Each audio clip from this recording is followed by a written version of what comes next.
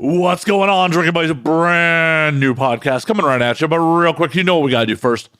We got to make some announcements and talk about some sponsors and all that fun shit. First and foremost, we are brought to you by the video versions of this podcast. But the video versions are coming to a new home. So we're not just brought to you by the video versions of the podcast. I finally got off my ass and I've launched a Patreon. The video versions going forward are going to be at patreon.com/MattSlayer. Now, the Patreon subscription is a bit more expensive to get the videos than the Vimeo subscription, but it will have added content from my video game stuff, from my silly videos, custom content. It's going to be a lot more than just the video versions for the price. And if you just want to support me and the show, you can do it for as little as $3 a month. That is 10 cents a fucking day. You find that on your fucking couch. So if you want to see the video version of this episode, and I'm sure you do, check it out today at patreon.com/MattSlayer. We are also brought to you by the Twitch stream. That's right. Come hang out on Twitch. If you're listening to this on Thursday, we're doing a community gameplay, and we'd love to have you if you're a member of the community at twitch.tv/MattFandSlayer. Come hang out. Hang in the chat. Let's do some shots. Let's have some fun. Let's play some video games. Once again, at twitch.tv/MattFandSlayer. Last but not least, we are brought to you by my Amazon affiliate link. If you go in the show notes and click on that link before you buy something on Amazon, oh my God, you'll be helping me out. You'll be helping the show out. Costs you nothing but a couple of seconds. So do me a solid. Click on the affiliate link before you make it your purchase on Amazon. It's in the show description. Anyways, let's get on with the show. Also, before we get on the show, if you get on the Patreon, one of the lowest tiers has ad-free versions of the audio. And it's up before Thursday. So you get it early and you get it ad-free. Just putting that out there. My guest this week is newbie adult performer Caitlin Bell. It's Caitlin's very first podcast. We talk travel, music, a little bit about sex life, weird story about apparently she slept with a dude I met years ago who has a very distinct tattoo. This was a very fun episode, as you could tell by the 2.5 hour runtime. Definitely going to have Caitlin on again. We'll see if she follows through on some of the things we agreed to on air. But in the meantime, sit back, relax, pop a cold one, and enjoy, Drinking Buddies.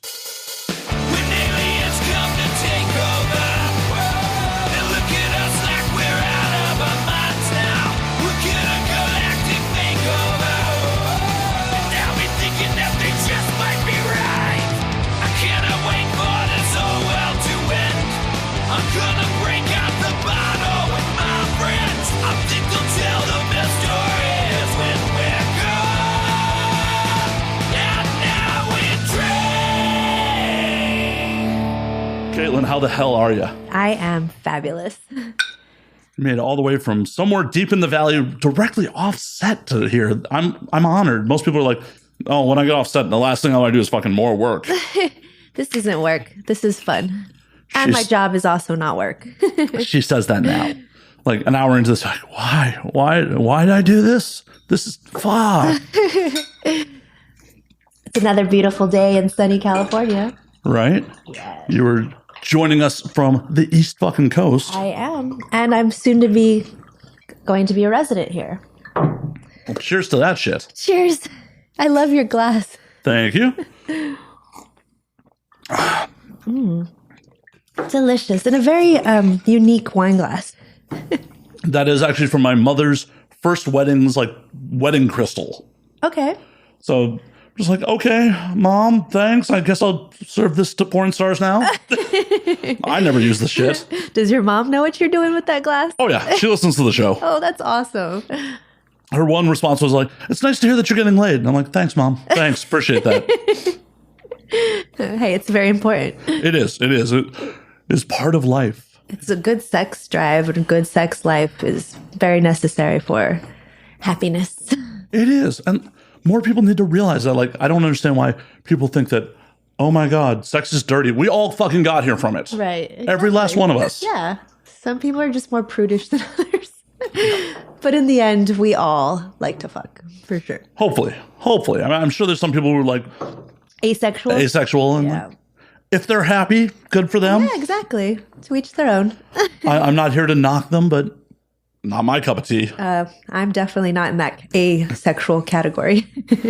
You'd be amazed that some people do get in the industry that are asexual. That are just like, I don't necessarily enjoy this. It's work. It's money. Really? Yeah. That must be an uncomfortable feeling, though, because I don't feel like I'm working at all. I feel like I'm just having great sex with hot guys with decent sized penises. Oh, wow. You must be a size queen if you're like, oh yeah, porn cock's decent size. Oh, well, okay, giant penises. But I actually thought when I first started that it was going to be a lot harder because the guys I've dated weren't exactly the biggest. But it's been fine. I'm actually kind of impressed with myself. It's amazing. You know, that orifice will expand to let a baby out of it at some point. It will take quite a bit. I know. But it is, a little terrifying when you see like an third arm coming out of somebody. Whoa. I don't think so. Yeah. For the audio audience, Caitlin is a tiny person. So she's probably like doing the math like, that's where my intestines are, right? I've actually seen a video with a girl who was smaller than me, and you could see it protruding out of her stomach. Oh, yeah, I've seen that. That's incredible. Does not look fun. No, it looks like the scene from Aliens where like the alien's going to pop out like, oh. I remember that. Bringing back some old memories. So what's your drink of choice? Today we are drinking Rittenhouse Straight Rye, 100 proof rye. Oh, God. On the rocks. Can you hold your alcohol, or are you? No, I'm a horrible. Yeah, I can hold that. Yeah, okay. I would be the worst host of this show ever if I'm like, oh yeah, I'm going to just sit here and drink with people and then just be falling over. There have been a couple episodes where it's like, did I save the episode? Fuck. Those happen few and far between where we just really tear one on. And it's like. So, what's the drunkest someone's gotten on air? Oof. Well, we had one guest who's like, can we take a break for a second, and then puked in a cup. Like, that was way back in the day, pre-video, so there's no proof of that happening. Right, but we witnessed it. I witnessed it. Definitely had... Was he taking shots or what? No, he was just trying to keep up with me and the co-host at the time. Wow, okay. Definitely had the bassist from a pretty big band get real drunk and have to sleep it off on my couch. Oh, wow. Yeah, I guess people have a lot of fun at this show. That's the point. That is the fucking point. Like, the last thing I want is people to come on this show and be like, oh, just another boring fucking interview. No. Yeah, we want people to, like, come here and have a good time. We want the audience to experience, like, what it'd be like if you and I were just hanging out at a bar. Right. I'm a lot of fun. I can already tell. Like, within, like, 10 minutes of being here, it's just like, oh, Caitlin's going to be fun. Like, you get some people who are just kind of like, okay. And you're just like, oh, no, let me touch up my makeup. Let's do this. I'm just a bartender. I'm cracking open this bottle. Like, yes, I'm honored to be here as well. Well, thank you. This is my first podcast ever. Oh, my God. The one virginity I can take. You took my podcast, Cherry. Aw. Yes. So you will always have a special place in my heart. And much like, some people, she may be cursing my name one day. Never. Aw. I don't see that happening. I don't either, but I like to, just throw that out there just to be an asshole sometimes. Because I've only known you for 10 minutes, and I think you're an incredible person. Oh, that opinion will definitely change. So now that you're looking at LA, what have you seen since you've been here? Like, what has turned you on to this fucking city? So since I've been here, I went to a jazz club and listened to some jazz. Which jazz club? I don't remember. It was a Bumble date. Oh, you're out here Bumble dating? What? I like Bumble dating. I mean, it's usually just for dinner and some, good conversation. I don't really sleep with any of them because, I've already gotten my rocks off at work. But yeah, I go out once in a while. So I went to a jazz club. That was interesting. He had a Truly waiting for me in the car, which was, he's like, check the side pocket. And it was a Truly there. I don't thought that was sweet, but kind of weird. That's a little weird. Like, hey, we're just going to set the mood of like, by the way, we're just going to break the law and you're just going to be drinking in a car. Exactly. It was really interesting. It's like he was going like, I'm going to be the like Diet Coke of dangerous. Like, I got a Truly waiting for you. It's not like he's like got a flask and like letting you take a hit off that. It's like a Truly. It's. But I just want to know why he picked a Truly of all the things. He just saw you in your profile. I was like, she looks like a Truly girl. She looks like a Truly. No, not the Claw. Truly. Truly, yes. Oh yeah, there's the White Claw. It was Truly for sure. So I went to a jazz club. I was at West Hollywood all day yesterday, day drinking. A place called La Bohemia or something. La Bohemia, yeah. Yeah, that place is really cool. I wasn't that impressed with their food, but the ambiance was great. That's how they get you a lot of times. It's like, oh, hey, this place is great. And then you're like, the food. The food and the drinks were like, that was probably the worst Bloody Mary I've ever had. You heard it here first, folks. And everyone at the table was just like, what is this? But the ambiance is great. I like how it was outside. It was, rustic. And then you go inside and it's really fancy in there, but we sat outside. That's the beautiful part about LA is just like the indoor-outdoor space of it, and not like fucking Florida where it's just like. Ugh. So that's also what I love about LA. In Florida, there's no way you could sit outside and enjoy a brunch. You would be sweating your ass off the entire time. Here, a nice little breeze kicks in and it cools you off for a moment. It's not too hot. It's not cold. I really love the weather here. Oh, it's so much better than Florida. I years and years ago was stuck in Hialeah for about 6 months, so I know what South Florida is like in the fucking summer. Like never again. My Joe job at the time was like, you want to move down here? I'm like, fuck no. Fuck no. Get me back to the West Coast. And it's really cool. My hair stays curly here. It's like out there, I never did it because I'd go outside and it would just poof up. Yeah. Audio listeners, you should see how nice Caitlin's hair looks. Like she looks like cute. Straight hair and makeup from set. So there was a professional involved, I'm assuming. Oh, yes. She's one of the best too. I love her. So what else have you been doing? You went to a jazz club. You went out for some brunch. Oh, what else have I done? That's pretty much it. Oh, I went out to one of my friends. Her name is Crystal Rush. She's also in the industry. We're getting really close. She's an amazing person. She took me to Yamashiro. Oh, yeah. Yamashiro up in the hills. Yeah. She knows the owners. So they, of course, catered to us, brought us way more food than we needed. And then afterwards, they owned the club underneath called Tribal. So they took us there. And then we continued, our night. And then we ended up at his mansion. Hell yeah. I woke up just so confused of what it had. And then, of course, all the memories come back. But I was in a mansion.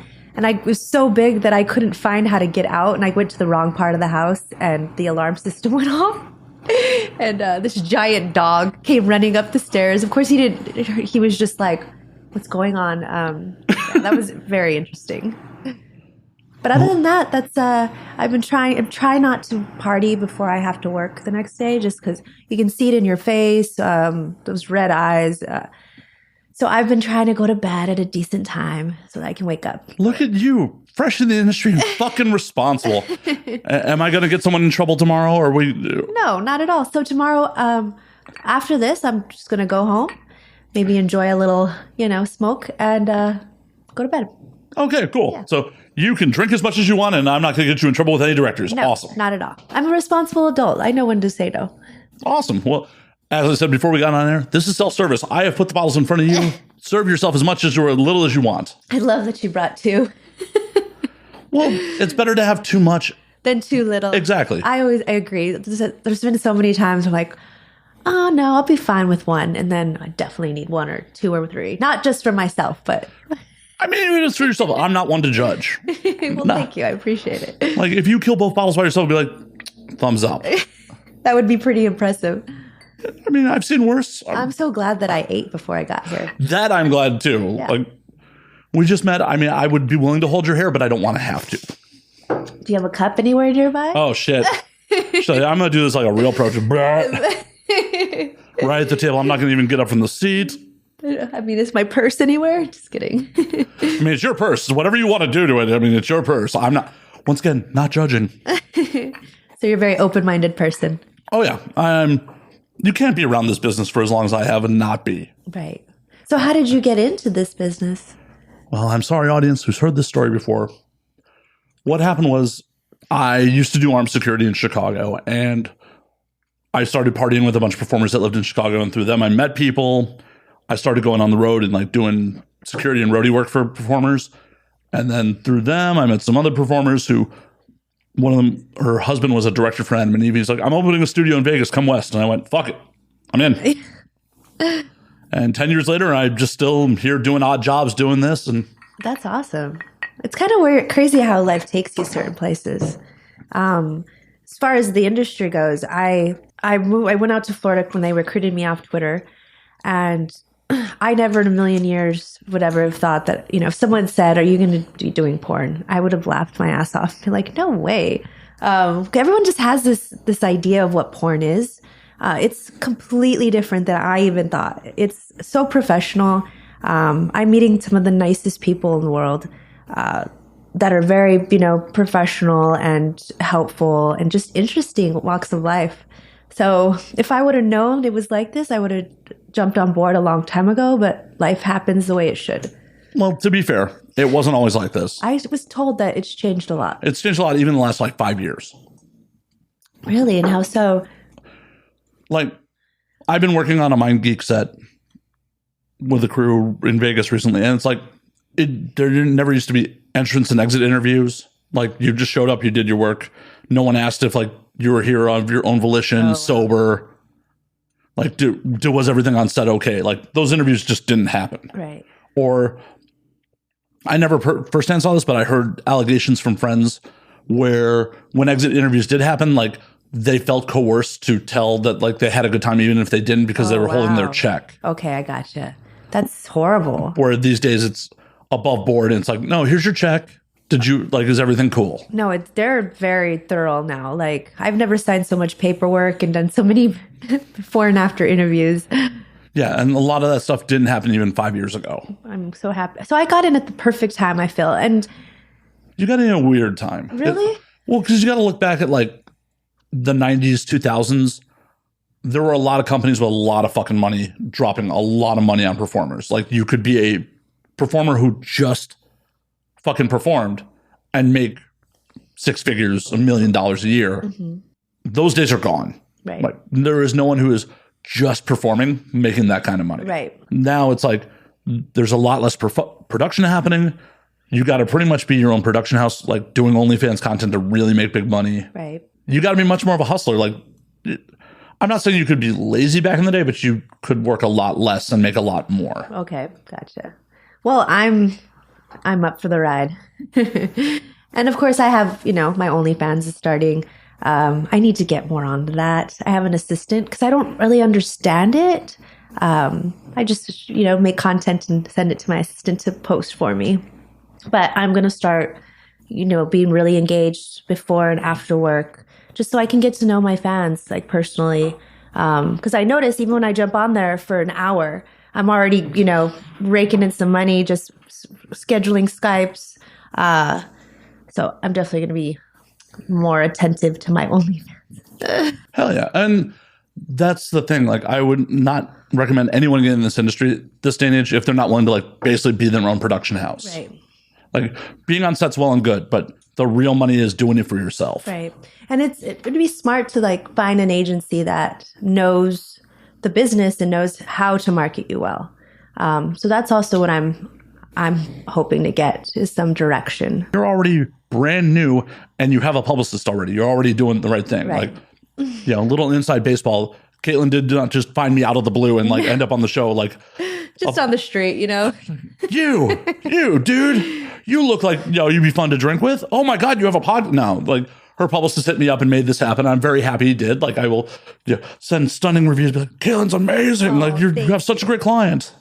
Thank you. I appreciate it. But you're doing it right, already having a publicist, because how do you stand out from the hundreds of other performers out there? Exactly. Especially in the OnlyFans era where your average waitress, bartender may have an OnlyFans that you're competing against as well. Right. That's true. I always said, though, I wouldn't sign a contract. I've said a lot of things that I take back. One of them was that LA sucked and I would never live here. California's too big, too many fires, screw the earthquakes. And now I'm like, I'm in love. But that's the sign of a rational adult, to be given new information and change your opinion about it. Right. I mean, I always try something once.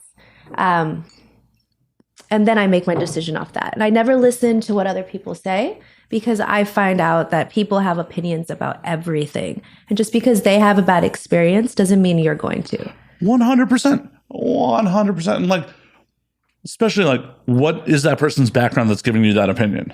Like, what is flavoring that opinion? That opinion doesn't exist in a vacuum. Yeah, exactly.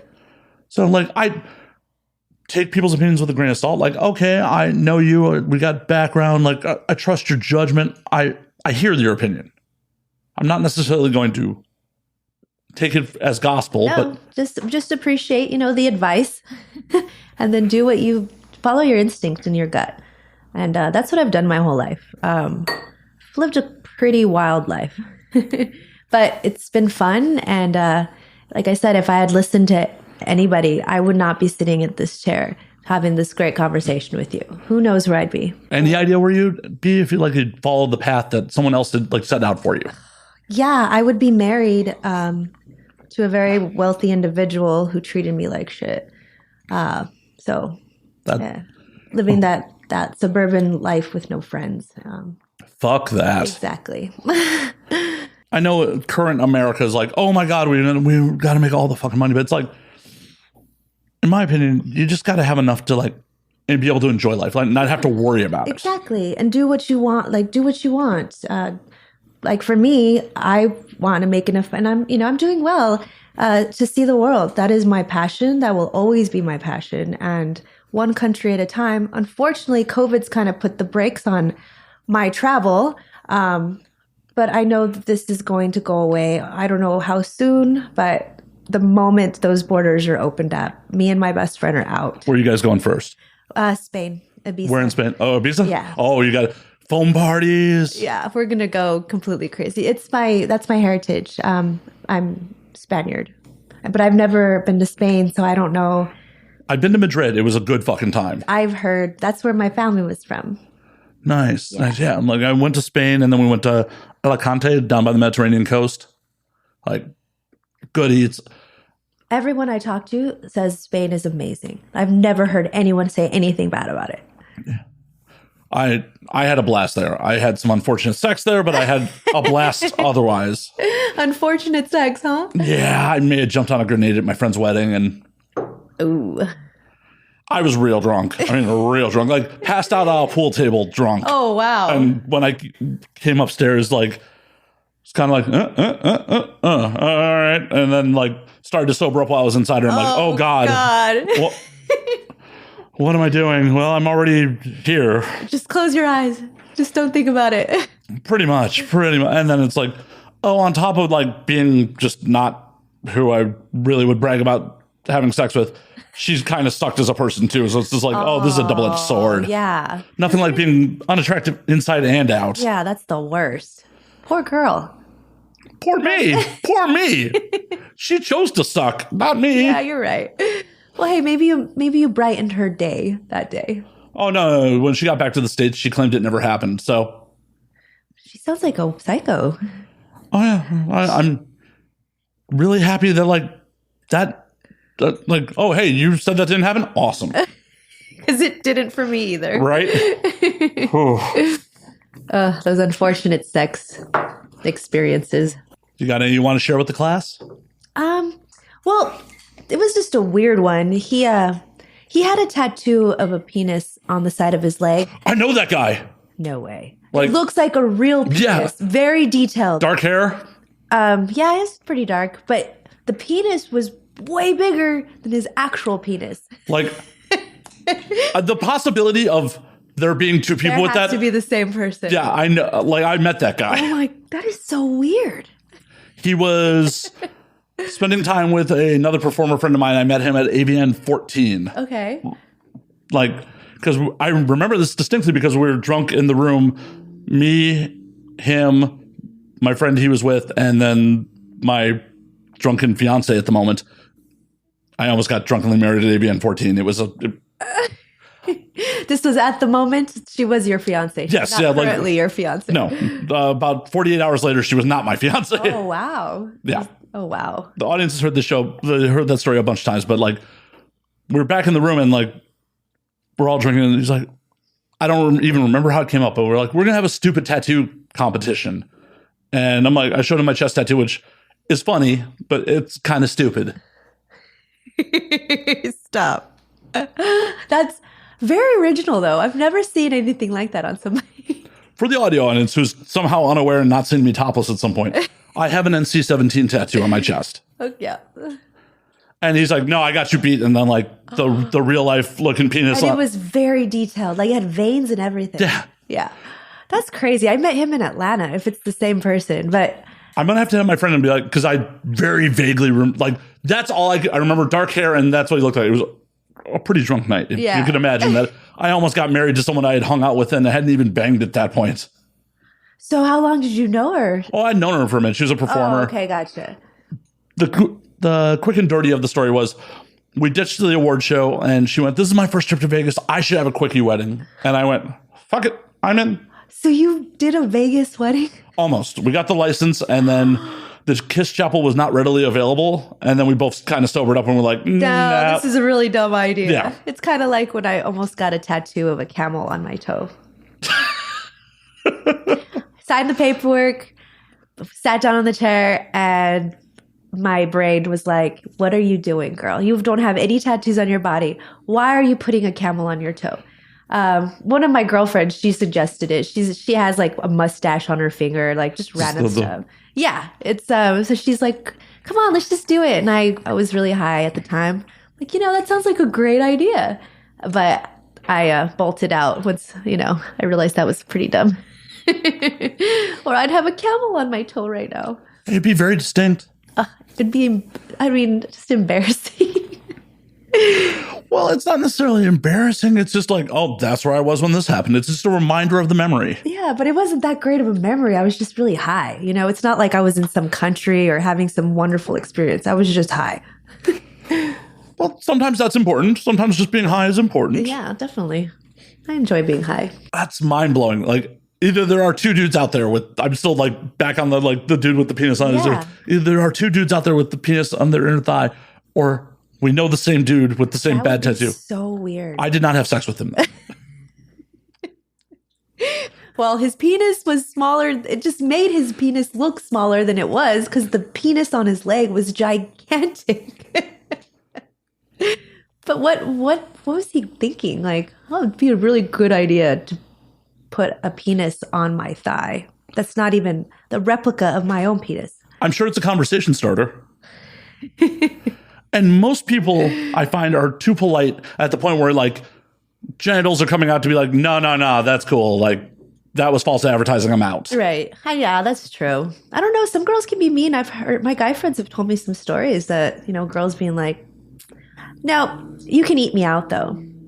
But I'm not going to waste my time with that. Yeah, I've never had that happen. I've had people like, while I was inside of them, be like, hey, I'm cool. Like, let's stop. Like, that's fine. It's like, okay, cool. We're stopping.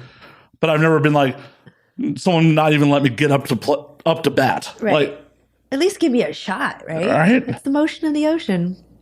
I'm not really a size queen, but being in the industry kind of changed my idea. Nothing less than 9 inches at this point. Oh my goodness. I don't know how I'm going to go back to regular dating. I just don't. I mean, I'm getting paid to sleep with professional sex partners that are beautiful. And, we say goodbye. I get my rocks off. I get paid. And I just have a smile on my face. And it's like, and when I do go on these dates, it's just for the dinner, the lunch, or whatever. I'm not thinking, oh, we might have a future someday. It's just like, thanks for the dinner and the beautiful view.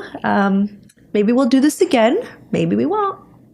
So are you opposed to like finding romantic love and being in a relationship at some point? So I have done it. I have been in love multiple times. Some hurt worse than others. But I think after this last relationship, I was again being changed. They try to change you. They like what you do until they don't. Oh, 100%. And even when you sit there and you look them in the eye and you say, are you sure you're okay with this? Because I'm not going to stop. I love what I do. And then, you know, a couple months go by and they're crying or, you know, just upset and making me feel bad. So I start turning into someone I'm not. I start bartending, doing jobs that are not me. Then I start hating myself. And I'm not going to do that again. I am very happy being single. I do what I want, when I want, who I want, when I want to. And one day, yes, I would be down for love, but I am not going to change a single thing about myself again. And I wouldn't ask that for anyone else. When you love someone, you love all of them, even the bad stuff. So someday, but not anytime soon. Fair enough. At least you're open to it. And that's the thing. That's why a lot of people in the industry only date within the industry, because it's only other people in the industry who seem to fucking get it as much as people. There's still issues with that. Oh, 100%. Yeah, which I don't understand. It's like you're living that life. You both are living the same life, but yet there's still jealousy. When you know I have crushes on some of them, but it stays on set. I'm not going to take it further. Oh, but I was just about to ask who you got a crush on. Oh, I mean, I like a lot of them. I always find something redeeming about each person. Yeah. Sometimes it's their eyes. Sometimes it's just their body. Sometimes it's everything. Their hair. I don't know. The jealousy does happen, even in the industry, but it's still a lot better than, in a lot of cases, than musicians or some dude who's just like, oh yeah, I'm totally cool with your job. And then they super aren't the minute you go back to work. It literally is the tale as old as time. Right. And I believe that there are people out there that can get it that aren't in the industry. Because I was dating he's now a philosophy professor at Georgetown University. I'm very proud of him. But he 100% supported me in everything I've ever done. To this day, we're still friends. And he's like my rock. We may not ever be together again just because, you know, we're different people, different times of our life. But he honestly got it. And he never made me feel bad. He was supportive. And that's the way it should. I messed it up. I destroyed the relationship. What'd you do? I was just bad. I rubbed what I did in his face. I was bad. I took advantage of him and I broke his heart very, very badly. And he didn't deserve that. And he didn't talk to me for 5 years. COVID was a blessing and a curse for me. After 5 years, I reached out again because he would never respond. And he did. I think it's, you know, we're all sitting in our apartments or our houses, not able to do anything, realizing that life is precious and like you need to forgive and, you know, maybe not continue a relationship, but at least, you know, forgive. So yeah, he was the one that got away. But I learned from that experience. I know that there's someone out there that will support me in whatever I do, and haven't found him yet, but I'm sure he's out there. And I'm not going to destroy it this time. Good. And it's fucking good on you that you're like, I'm a mature adult human being to be like, yeah, I fucked up. Because so many people lack that self-awareness. It's amazing how many people are just like, just look for whatever the other person did. An excuse. Yeah. Yeah. They don't ever want people to own up to their mistakes. But I believe, you know, we all make them. We're humans. But just, you know, own up to it and say, yeah, I fucked up and I just don't do it again. And if you do it again, pick yourself back up and just try. Every time you screw up, just keep trying to not screw up. Right. Learn from your fucking mistakes. That's the sign of like a reasonable human being. Because you're going to, you know, you're going to make progress if you actually try. Yeah. It might take a year, it might take 5, but at least you're trying. Right. If you can admit that you made a mistake, you can progress from it. If you don't, well, you're just going to keep doing it over and over again and be like, why do I keep meeting all these assholes? Like, yeah. The definition of insanity, right? Right. Like, what's the common denominator here? You, exactly. And why are they, and it's like, why are you attracting these people? There's something about you that's attracting these toxic people. I have no time for toxicity. The moment I even smell or feel the smallest bit, I run. I'm like, no, you're out of my life. I surrounded myself with toxic people for way too long, and it was my fault. That's why I was unhappy, because of my fault. I chose to allow these people into my life, and then I wondered why I was so sad. To be fair, toxic people sometimes come candy coated. They do. Oh my gosh, they do. That is very true. I recently just lost a friend of 8 years who was not who I thought she was. Candy coated. 8 years is a long time. You think you know someone, and you don't. Yeah. And the thing about it is, we live in a weird era where, like, in normal pre-internet times, people just drifted apart. Right. Like, if you and I were like buddy, and perfect match, and then, like, just because of life experiences and choices, we just drifted away. Right. We could just drift away. Now it's like, oh no, why'd you unfriend me? Why? You still see every fucking thing they're doing. I hate that. That's the one thing I hate about social media is during a breakup with either a friend or, a boyfriend, if they're still your friend on social media, you get to see all their shit. And if you delete them, it seems it's like kind of immature. No, see, I disagree. I think that is actually the most mature thing you can fucking do. Just delete them? Yeah, to be like, yo, maybe we can reconcile in the future, but right now I need to be away from you, especially when it's a romantic partner and there's fucking harsh feelings involved. It's like seeing you and just being reminded of what's going on and like knowing that you're seeing my bullshit. Like, I got to tiptoe around my own fucking social media because like So the thing about me is, I mean, I live a pretty great life. I kind of like rubbing it in their face by posting even more stuff of all the cool things that I'm doing, just as a, fuck you. That's healthy. That's super healthy. Like I said, I'm not dating for a very long time. Like, this is me and Ibiza. Right? Doing it for the gram. Exactly. It's rough. 8 years, 10 years, like, but it happens. It does. People lose friends after 20 years, 30 years. Yeah, people end up in different places in fucking life. And it needs to be more socially acceptable to be like, hey, I don't hate you, but like, we are very different people now. Yeah. And, I respect you. You should respect me and just move on with our lives. Yeah. And I unfortunately, in the last couple of years, like, had a falling out with a friend of over a decade who just like we're in different places in our lives. And he just decided like he was going to lie about shit. And I'm like, all right, I don't need that shit. Was he like lying to you or just? Yeah. Like, because this is a crew that I used to like travel with a lot.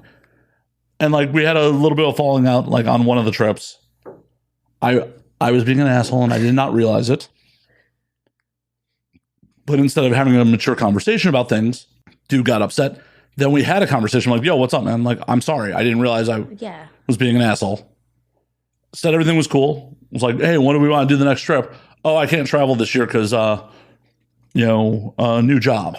And then all of a sudden, like, they took a trip without me. I'm like, all right, cool. Like, that was really petty, though. Yeah. Why not? That's also something with people. If you don't want to be my friend or you have a problem with me, just tell me. Just say, I don't like you anymore. That would be so much better than just disappearing from my life or, doing a petty thing behind my back. Yeah. And like, why lie about it? Exactly. Like, oh, hey, man, we're going to take it. I don't want to, take a trip with you. All right, cool.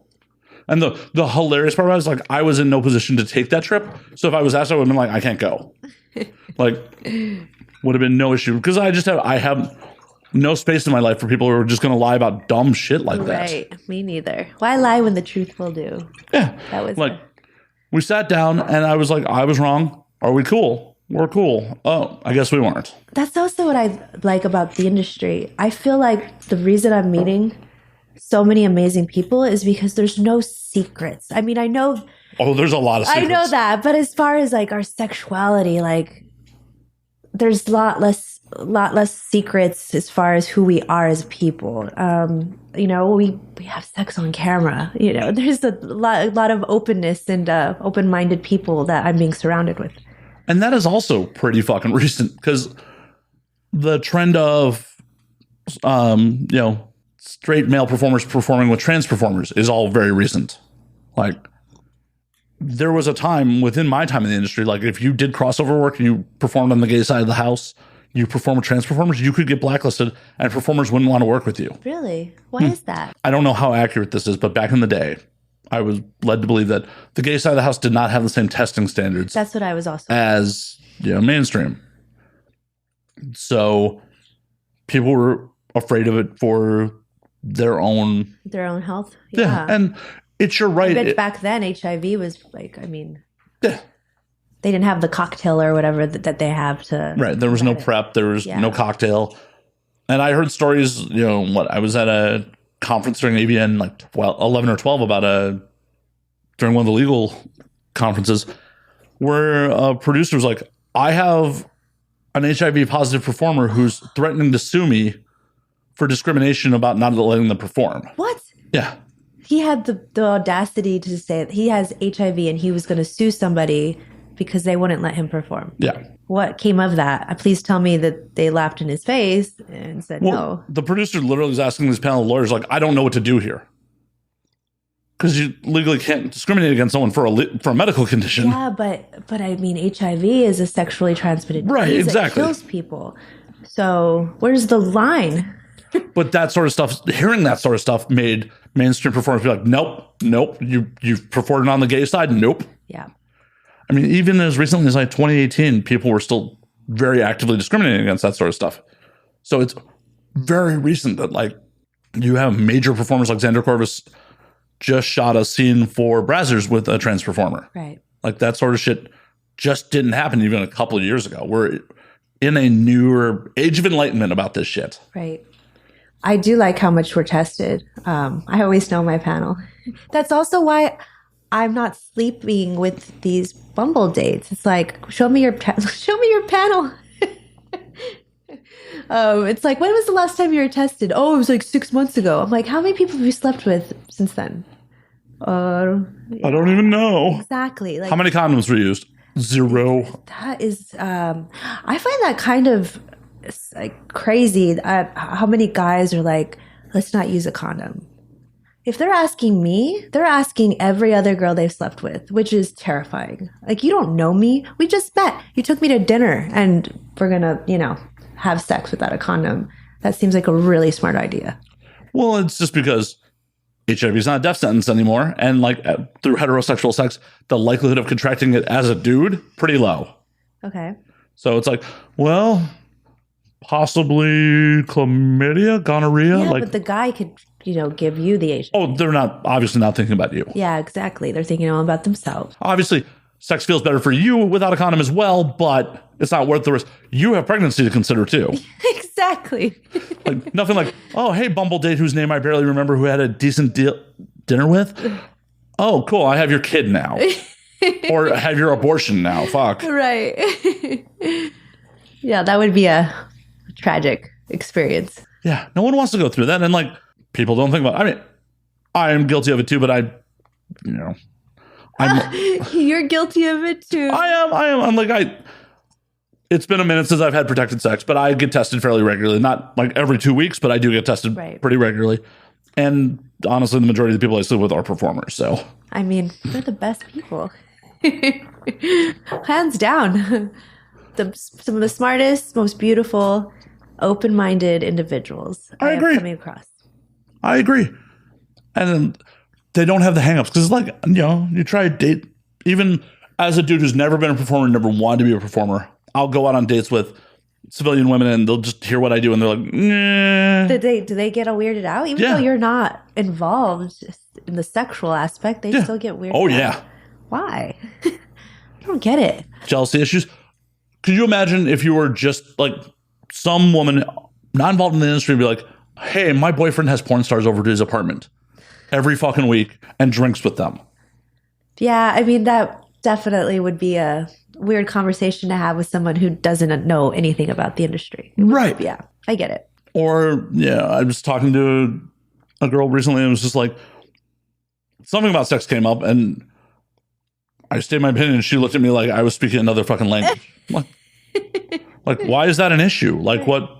I don't get it. So the next person I do get into a relationship with, I don't think for me, I can't be with one person for the rest of my life. I could be in love with the person and be with them, but I can never see myself having sex with one person for the rest of my life. Well, good thing you have a job where you get a lot of sex. But I want, if we do I want to have this conversation. We'll have our nights, maybe we'll pick up a girl, maybe we'll pick up another guy, but it's not always going to be just me and you as far as the sex is concerned. I'm just not a monogamous girl, but I could monogamally love you, just not, yes. Yeah. I need variety. And there's nothing wrong with that. And cheating only happens when the rules are broken. Yeah, and people break them in the craziest situations. I have a friend they were swingers, and this girl managed to cheat on him with his best friend. They had this great relationship. She just broke all the rules to the worst way. It's why? Why'd you do that? It's the forbidden fruit. That's why. Right. Some people just want to live on the fucking wild side and oh, no, I want to do what's dangerous, what's fucking taboo. Well, if anything goes, what's taboo at that point? I mean, I have to admit, I'm very adventurous and I live on the edge a lot, but I know when I'm doing something wrong to actually hurt a person. If I want to fuck up my life by being crazy, that's fine, but you shouldn't do that to somebody else. Oh, I wholeheartedly agree. My whole, as I've gotten older, my whole mentality on life is do whatever the fuck you want as long as you don't negatively affect other people. Right. Exactly. You want to do hard drugs? As long as no one's relying on you and you're not going to hurt anyone else, fucking do hard drugs. Yeah. I think I saw someone smoking crack when I was getting Subway earlier. Welcome to Hollywood. I was like, he's smoking crack. Okay. Yeah, welcome to Hollywood. This is a thing. It happens. Oh, I know. It does. But I love this city. Oh, I love it here too. I have extensively traveled around the country. I've lived in a couple other cities.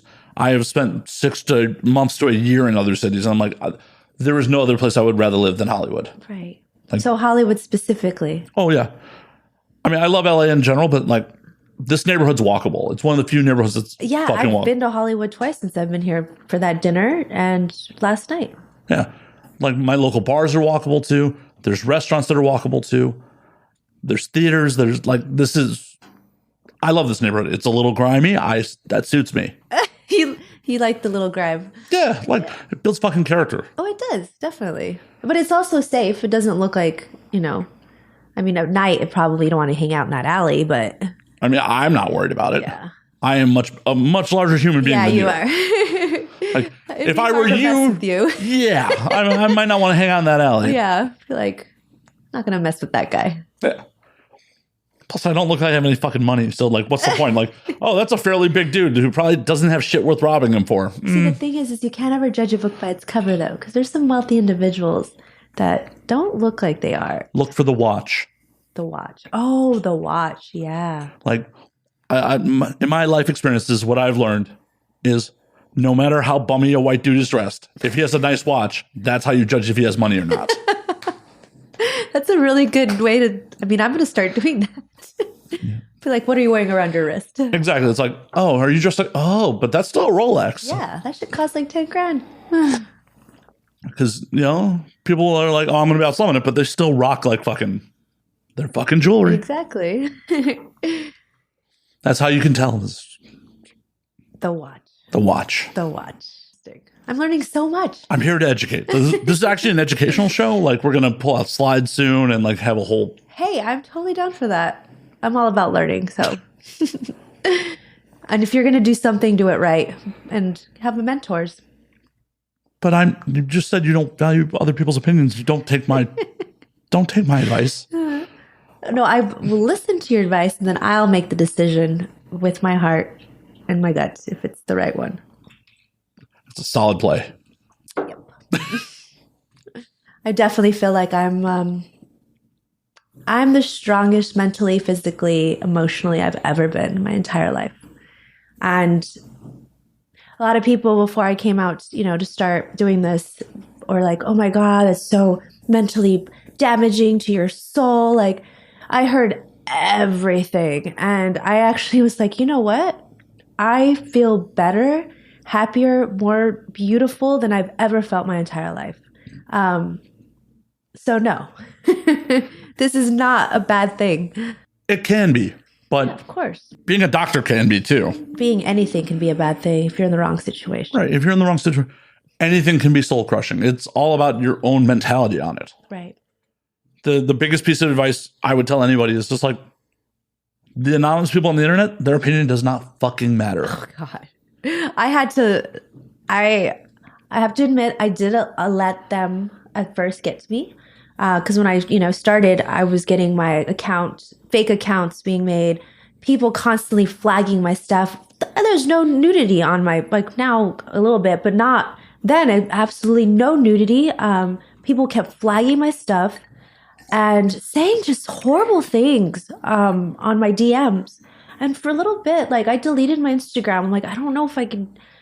They're just mean. And then I realized, I'm like, I'm obviously doing something right if someone's hating me for no reason. They've never met me. They've never had any involvement in my life, but yet they are being cruel and mean because they're jealous. Or I don't know what the reason is, but... Well, some of them are just trolling just to try to get your attention. Really? Oh, yeah. Some of them are just they just want any response out of you. Even if it's a negative one. Right. Yeah. It's the class clown mentality. It's I'm going to act up in class because then people will still pay attention to me. Right. That's how it was. And once I stopped giving a shit, now when I see those DMs, I just delete them. These dudes are just like, oh, hey, I'm going to just try to troll this beautiful woman. And if she responds, look, she's in my DM. Just all it is. But you're also a little older than the average performer when they start. So it's you would get to have that life experience and that life mentality. Unfortunately, some people come into this business who don't have that life experience. I've heard, yeah. And it can be fucking rough. I did come in very late, but I've been told I don't look my age. You definitely, you obviously don't look 21, but yeah, of course. I don't know exactly how old you are. You definitely look very young. Thank you. I would card you. I should have carded you. Shit. I'm giving her alcohol. Fuck. Drinking. Fuck. No. Going to jail. I was actually sometimes, people will be like, so you're still in school, from getting a pedicure, a manicure. I'm like, school? I'm almost going to hit my 20-year high school reunion. I haven't been in school for a long, long time. What? Your 20-year reunion? No fucking way. Yeah, I'm 36. Holy shit. I would have never guessed that. Thank you. I appreciate it. That's a sunscreen. I would have maybe guessed 27, which is still late for joining the biz. Yeah. No. I got when we get off air, I have to see an ID. I do not believe you. Do not believe her. Thank you. Check out the video version, folks. Do not believe her. Look at her Instagram. No. Lies and hearsay. It's the sunscreen. Even though I'm, got an olive tan, I wear SPF 100 on my face and at least 70 or above on my body, head to toe, every single day. I've been doing it since I was a child. Just my mom, she taught me this. She told me that she didn't really see the aging process until 50. And I didn't understand what she was saying. And now I'm like, oh, because I see other people that are my age. And I'm only a couple of years older than you. Really? And there's some night and day in the aging here. You just have a little gray, Just a little. Just a little. Just a little. Just little bags under my eyes. I don't. I'm still waiting to see that first gray hair. I haven't seen it yet. But I also dye my hair blonde. But my hairstylist would tell me, I'm like, tell me if you ever see a gray. He's like, so far you're good, girl. See, that's the one perk of being a dude. He's like, oh no. I get daddy vibes now that I have grays. I think salt and pepper is sexy on a guy. Exactly. That's why it's there. Because if women didn't find it sexy, I would dye it black. Yeah. No, I think it's really sexy when a guy is just being a man and it's like a silver fox kind of thing. Yeah. Thank you, Leo, for making dad bods cool. Leonardo. Yeah. Leonardo DiCaprio's like, yeah, dad bods are cool. I'm like, yes. Minimal effort. Right. I think all bodies are beautiful in their own way. Not all of them. Not all. There's definitely some bodies like, nah, I'm cool. I'm good. But confidence. I was actually so impressed. I saw the biggest guy I've ever seen. Like, he's probably like 400 pounds, wearing a neon G-string like bathing suit. And he walked like he was the most beautiful man in the world. And we all flocked to him. Like, it was just like a party that we were on the beach, and like everyone was just partying with him, but just the way he was walking, just like, I am the shit. I don't care what any of you guys think. I am beautiful. And it was inspiring. No, confidence is fucking key. Yeah. Holy fuck. Like, it's amazing how much of a lack of confidence is a turnoff. Even like for as a dude, like, you know, I've been with women, like I literally was sleeping with someone like inside them, and she turned. You have a lot of thoughts when you're inside people. Yes. Random thoughts. This was not a random thought. This was just like, I'm inside her, and she's literally like, "Oh, you're thinking about one of those porn chicks, aren't you?" I'm like, this is like, this is so Why would she say that? I don't know. It was her being not confident. Right. And that was so unattractive to me. Like, right. Girl, I am literally inside you right now. Like, just or moan. Don't say anything. Yeah. Even if you're thinking it, just don't. Right. Like, you didn't need to verbalize that thought, because that was a giant turnoff to me. Right. Yeah, she's just jealous. I think jealousy is an unnecessary emotion. We all experience it. I am guilty as hell with it. But now the older I get, I'm like, why? Like, you're just hurting yourself. I think just at a younger age, people are just like, oh, it's not fair that I don't have these things that other people have. And then as you get older, you more realize, like, life isn't fucking fair. No, and you got to fucking earn whatever the fuck you want. Like, when I see someone who has more money than me or is more successful doing whatever than me, I go, okay, what are they doing better than me? What can I emulate to try to improve my station? Yeah, exactly. Instead of putting them down, take steps to be not be that person, but learn from the steps that they've already made. Exactly. At the end of the day, like, your self-esteem and your self-worth has to be such in the gutter to be like, oh my God, I can't ever accomplish what that person accomplished. Like, no, they're a human just as much as you are. Yeah. They just did it. So figure out what they did and go fucking do it. And if you have a passion for something, you should. Someone did set me down, and I think he regrets it to this day. We no longer talk, but he's like, what do you want to do with your life? What are you good at? Write down the things you're good at, and just everything that you're good at, which you're passionate about, and then we'll figure out what your next step in life should be. So I did. One of them was very much sex. I like to have sex. I like to travel and sex.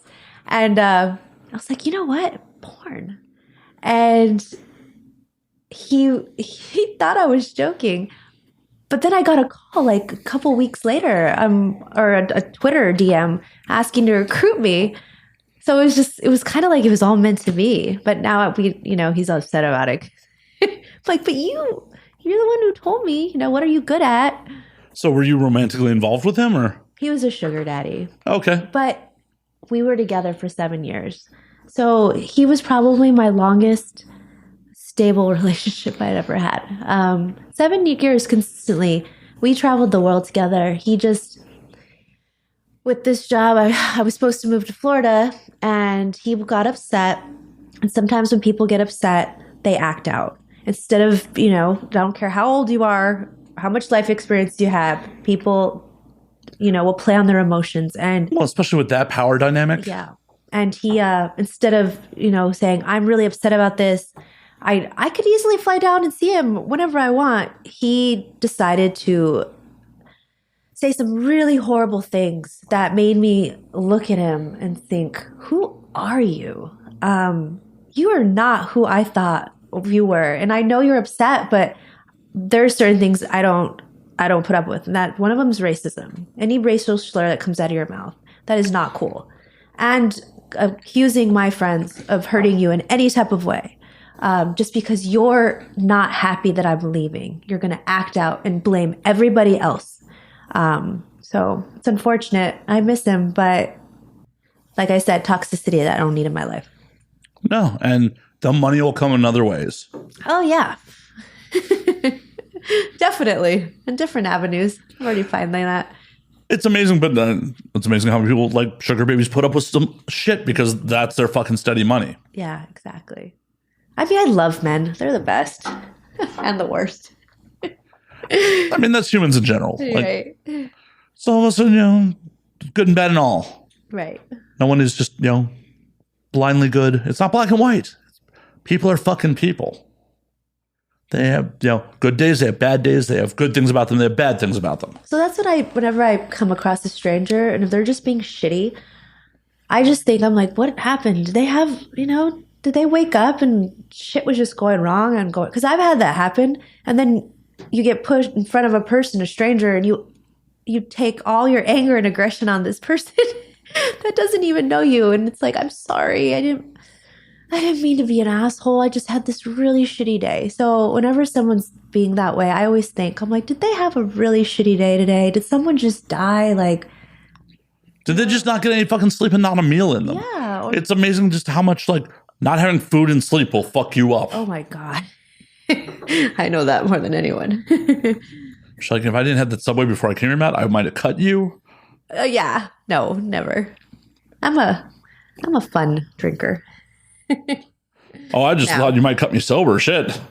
No. Audio audience, the look she just gave to the camera says maybe otherwise. Hey, like I said, we all learn from our mistakes. She's like, if I cut you, you won't live to tell about it. No one will know. You'll just disappear one day, Matt. I'm like, whoa, Caitlin, whoa. I'm gonna hide over here now. I'm a little worried. I like is that your real last name? Slayer? No. No. Okay, I don't know. Just like Bell's not your real last name. No. No one in this business uses their real fucking name. And it's kind of, I'm finding it, at first when people were saying my name, I wasn't responding, Caitlin. And now I'm having trouble, like, who am I right now? Oh, wait, I am this or I am this. I mean, I know some performers who literally do not want to be called by anything but their stage name. And I know other performers who don't want to even be called their stage name on set. Really? Yeah. No, I like my stage name. I think it's great. I'm a Gemini. That doesn't mean anything to some people, but it's kind of interesting to read, the profile. And I am such a Gemini. And one of them is having, 2 personalities. And definitely have that. So sometimes I'm Caitlin, sometimes I'm not. And it's fun. Hell yeah. So are you deep in that? Are you deep in the astrology? No, I just find it interesting. All right. I was going to be like, so what sign do you think I am? A Gemini. Incorrect. I don't know. I'm like I said, I'm not. No, it's all good. I didn't mean to put you on the spot. Oh, okay. You get some people who are deep in it. I'm like, oh, I'm curious. I'm always curious to see. So what are you? I'm an Aquarius. Aquarius. Okay. Yeah. Don't know anything much. What month is that? February. Okay. February. So your birthday's in May? June. Okay. It's right around, yeah. Yeah. But it's weird. Every time I meet a Gemini, we automatically just, oh, yeah. Aquarius Gemini is actually a pretty compatible sign. So Really? Yes. Well, I mean, you're very friendly. I can see that. Yeah. Eh. And you like to party. No. That's no fun. Not about partying. Straight and sober life for me. Oh my goodness. As I drink a quarter of a bottle of 100 per fry. What does that even taste like? I'm not going to spit it out, am I? I hope not. There's a lot of equipment around. Oh, God. Actually, it's not that bad. I thought I was going to burn more. No, it's pretty smooth for the proof. So it's like rubbing alcohol. It's 100 proof. Brown rubbing alcohol. I'm so confused. You're like, I thought it was going to burn. Oh, that wasn't bad, but it's brown rubbing alcohol. Do you like it or not? I had a sip, but that's about as far as I'll ever go. Fair enough. But Whiskey makes me crazy. Oh, in what way? The worst way. Like wine, that's why I stick to wine. I'm happy. I'm nice. I'm just like, whoa, let's party. Brown liquor makes me mean and ornery and just an asshole. Like, oh, do you have a good brown liquor story for us? oh no, I tried to fight my friend after a Patriots game in the streets. I mean, that's what you do in Foxborough. I hate that stadium. Oh my God. It was the worst. But like, you gotta give us the whole setup here. Like, okay. So you're at a Patriots game and you're drinking some brown liquor. What the fuck happened? So I'm just at a Patriots game, drinking some brown liquor, and then they don't tell you there's one road going in and one road going out. So you're stuck there for hours after the game. Luckily enough, this couple had like a grill and everything. They were grilling like on the side, and they're like, it's gonna be hours before you can leave. So they made us food and gave us drinks. It was really cool. By the time we get, away from the stadium, we're just walking to the hotel, and I'm just being an asshole, picking a fight. That's what I do on brown liquor. I don't know what it is. I'm just mean. And she just couldn't take my shit anymore. And I proceeded to try and fight her. And this girl kicked my ass. And this biker was riding by, and he saw what was happening, and he stopped. And he was trying to break step, and she went after him, and she's like, that's my best friend. Like, if anyone's going to kick her ass, I'm going to. And you need to just keep going. And I deserved it. I deserved it. I'm just mean. Just so mean. Like, so what did you say? What did you do? I was just yelling at her, belittling her, pushing her, just being just a belligerent asshole. And she just couldn't take it anymore. And it gotten progressively worse throughout the night of me just talking shit, just, being sloppy. And to the point where when I initiated the fight, she ended it by kicking my ass. How bad did she kick your ass? I mean, if she wanted to. She has a past of, she didn't have the best past. So she was constantly in fights. I've never been in a fight. That was probably my first fight ever. So I was actually very impressed. I was like, girl, you didn't even hesitate. You took me down quick. She's like, I didn't want to hurt you. You were just being so fucking mean. I'm like, no, I deserved it. So yeah, I had some brown liquor. I thought, well, let's try this again. And I fell down 2 flights of stairs in Nashville. I still to this day, I have a knee issue that I think I should go check out. And I have this, my friend who's a doctor yesterday told me, because I can feel, you can't see it, but I feel this bump right here.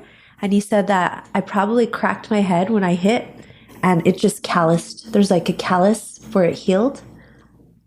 Yeah. So no more brown liquor. That's just... Okay, well, I will move this away from you. I'm try and fight you on air. You would not be the first guest to do that. Really? That's happened? Yeah. People try to fight. Just one. And he definitely punched me in the head. He punched you in the head doing this? Mm-hmm. What could you possibly have said or done for this person to want to hit you? I was very dismissive when he told me he could kick my ass. Okay. And that apparently set him off. So he was like, I could kick your ass? And I said, whatever you say, man. I'm sure you can. And then he punched you in the face? Punched me in the head. Like, I turned into the punch, so he caught me in the head. What did you do? I grabbed him by the wrists and then tried to settle him down, and then eventually got him out of the apartment. Oh my God. I mean, yeah, it was a, I've told this story on air, but it was a bit of a shit show. The episode never ended up airing. Why? Because of that? Yeah, well, and he was also super drunk before he even got here. Not when he got here, but like by the time we were about halfway through the show, we had killed a bottle of whiskey between the two of us. Holy shit. I was not warned that he was like an alcoholic. Right. When the show got set up, he was like, oh, I don't really drink. My friends say I get a little mean. I'm like, oh, okay, cool, man. Like, you don't have to drink on the show. I'll get you Red Bull, whatever you want. Yeah. And then when we got here, he was like, oh, nah, I feel like I'm going to drink tonight. I'm like, all right, let's drink. I'm a horrible enabler. Because you're responsible. Like, you know that, you can have a lot of alcohol and not be an asshole. Sometimes I'm an asshole. It does happen. I cannot say I am batting 1,000 for not being an asshole. Most of the time I'm not. Right. Occasionally I am. But yeah, we paused to piss and like refill, and he's like, you're gonna make me sound cool, right? And I'm like, of course, man. Make you sound cool. Like, I'm not here to embarrass anybody. Like, no one does this show for me to embarrass them. Right. It's like, good, because otherwise I'll kick your ass. I'm like, whatever you say, man. It's like, no, look at me, I could kick your ass. I'm like, he was just looking for a fight. I'm like, whatever you say, man. And he stands up, cracks me in the fucking head. And like, I grab his wrist. I'm like, and he was so drunk that he really was like, why the fuck are you grabbing my wrist? I'm like, because you just punched me in the head. It's not funny, but it's kind of. I'm like, we're done here. I was like, why? I'm like, you just punched me in the head. Yeah, he physically harmed me. In my own fucking house. Yeah, like, you gotta go. Yeah. Sorry for the audience who's heard this story before. He's like, can I use the bathroom? I'm like, yeah, because I didn't want him pissing in my fucking hallway. Like, he was that drunk. Your door? Right, he was that drunk. So he goes to use the bathroom. I go get a gun. Oh, shit. I just put it in my waistband just in case. Like, I don't know this dude. Yeah, and he punched me in the head. Right. Over something so small. Right. Like, just in case. Like, thankfully, like, I get him some water. I calmly get him out the fucking door. And it didn't escalate. I had to call my friend who set up the interview. I'm like, what the fuck was that, man? And what was his excuse? He's like, oh, I don't fucking know. And then, like, I told him, like, the whole story. He's like, what, were you just going to shoot him in the leg? I'm like, that's not how things work in real life, my friend. Yeah. It's like, what? And I'm like, yeah, that's not how things work in real life. I have an armed security background. Like, if it had come to that, it would have been really bad. Yeah, I'm not shooting him in the leg. Right. Like, when you're trained to shoot people with guns in real life, you shoot center mass to end threats. Yes. And thankfully, look, in all my years of doing that, like, I don't want to ever have to shoot anyone. I don't want to ever have to pull a gun on anyone. Like, I had other friends that heard that story before I ever aired it. We're like, well, why didn't you pull the gun on him and like force him out the door? I'm like, because that escalates situations. No, it does. If you pull a gun out, you're asking either you're going to use it or you're not. And it shouldn't come out unless you're using it. Exactly. Yeah. I've had a gun pulled on me before. Holy fuck. Well, tell the story. Like, what happened here? So I was at a party in Atlanta, and it was a classy party. It wasn't, anything crazy. And one of the guys there was just unhinged and drank too much, and he was mad at his roommate for something. He decides to pull his gun out, and he's drunk as shit, wailing this thing around. And I, unfortunately, was in the room with one of my other friends talking and drinking. And he just zoned in on me, and he just pointed it at my face. And he was like, what the fuck are you looking at? And my friend, she was in the corner crying. I don't know, something I've noticed this about myself. When something really tragic happens, I shut down. I'm just I mean, those are the three reactions: fight, flight, or freeze. Right. I froze, and I looked him in the eye, and he was just right in my face. I didn't feel fear. I felt nothing. Just shut completely down. And I convinced him to give me the gun. And he did. And once he gave it to me, I gave it to his friend. I walked out and I passed out. Like, I got in the car. I was so much adrenaline was spiking through my body that once the situation was taken care of and I knew I was safe, I just passed out. Oh yeah, no, adrenaline dumps are fucking real. Out of straight fear. I was that scared that I didn't feel anything at the time, but it all hit me the moment it was over. Well, and that's a terrifying situation, and rightfully so.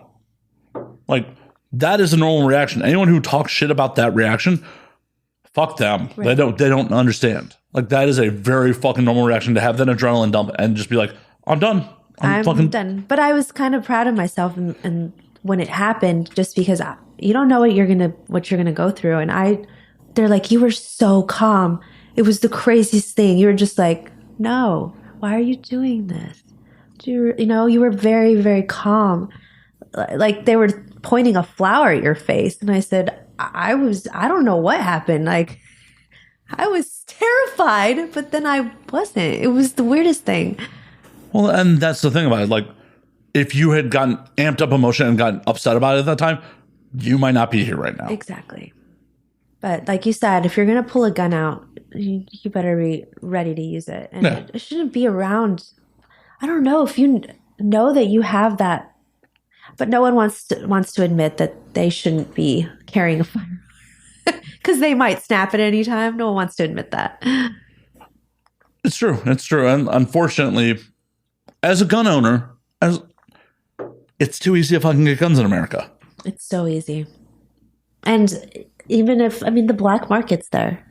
Yeah, the black market's there. Even if you're buying them legally, it's, as long as you don't have a criminal record, super easy. I heard that if you smoke, is it true if you have a medical marijuana card, you're not allowed to have a gun? Technically, yes. What? But you're allowed to consume alcohol in high qualities and still. Well, that's because marijuana is still technically a federal Schedule 1 drug. Alcohol is not. That is insane. I have never woken up the next day after smoking weed and been like, oh my God, I can't believe I did that.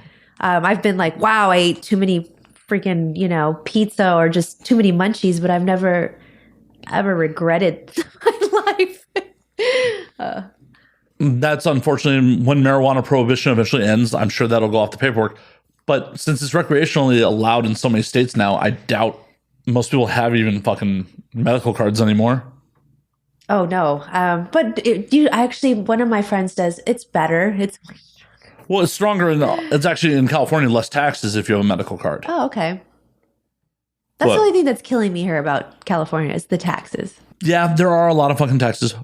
And, especially coming from Florida with no state income tax. Yeah. But we also have a lot of, you may never have to take advantage of them, but a lot of good social services come out of those taxes. Okay. The fact that, during the pandemic, our unemployment actually fucking worked, unlike a lot of other fucking states in the country. Right.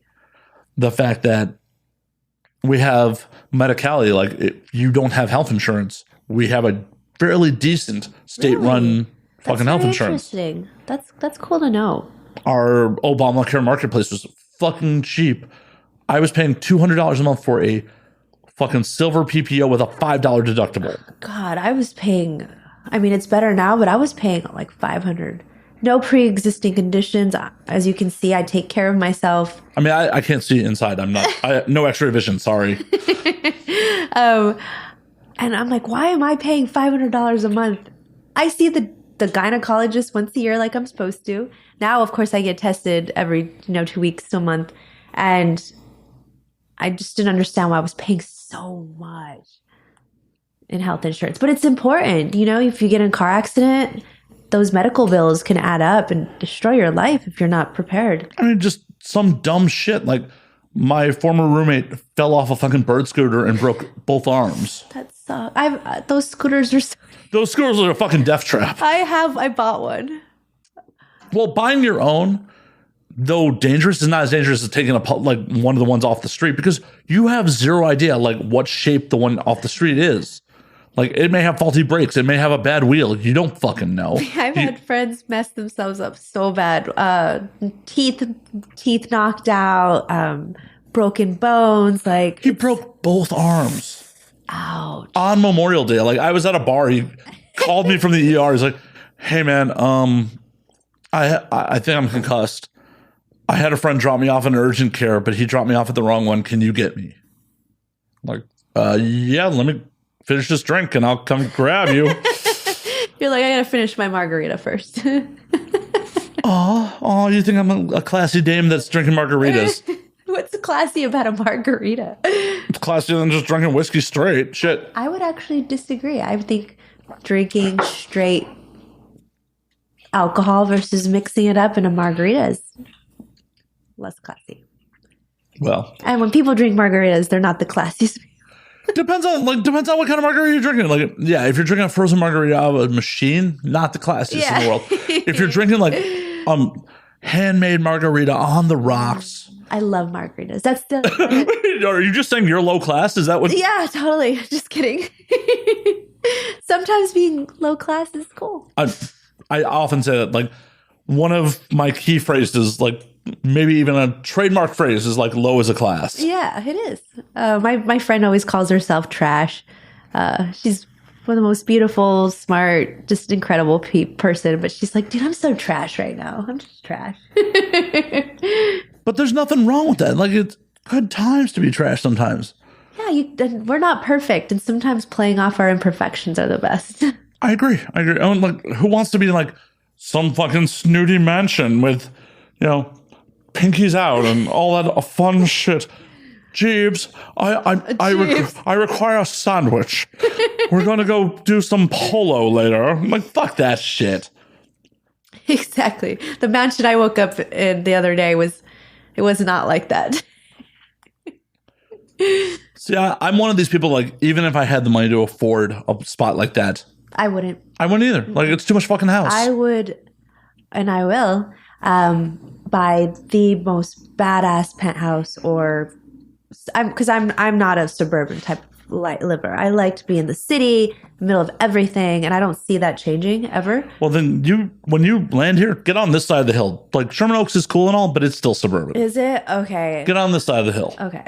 And it's not that far. It's like, this was a 25-minute, maybe even closer to where, because I was just at my shoot location, which was 10 minutes from my Airbnb.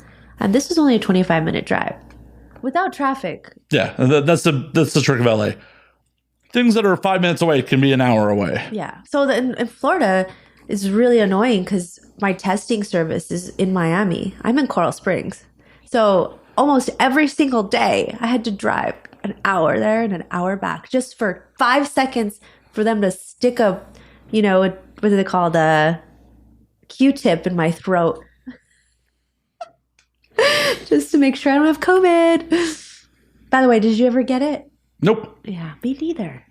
Nope. And I've been vaccinated since April, so. Yeah, I just got vaxxed too.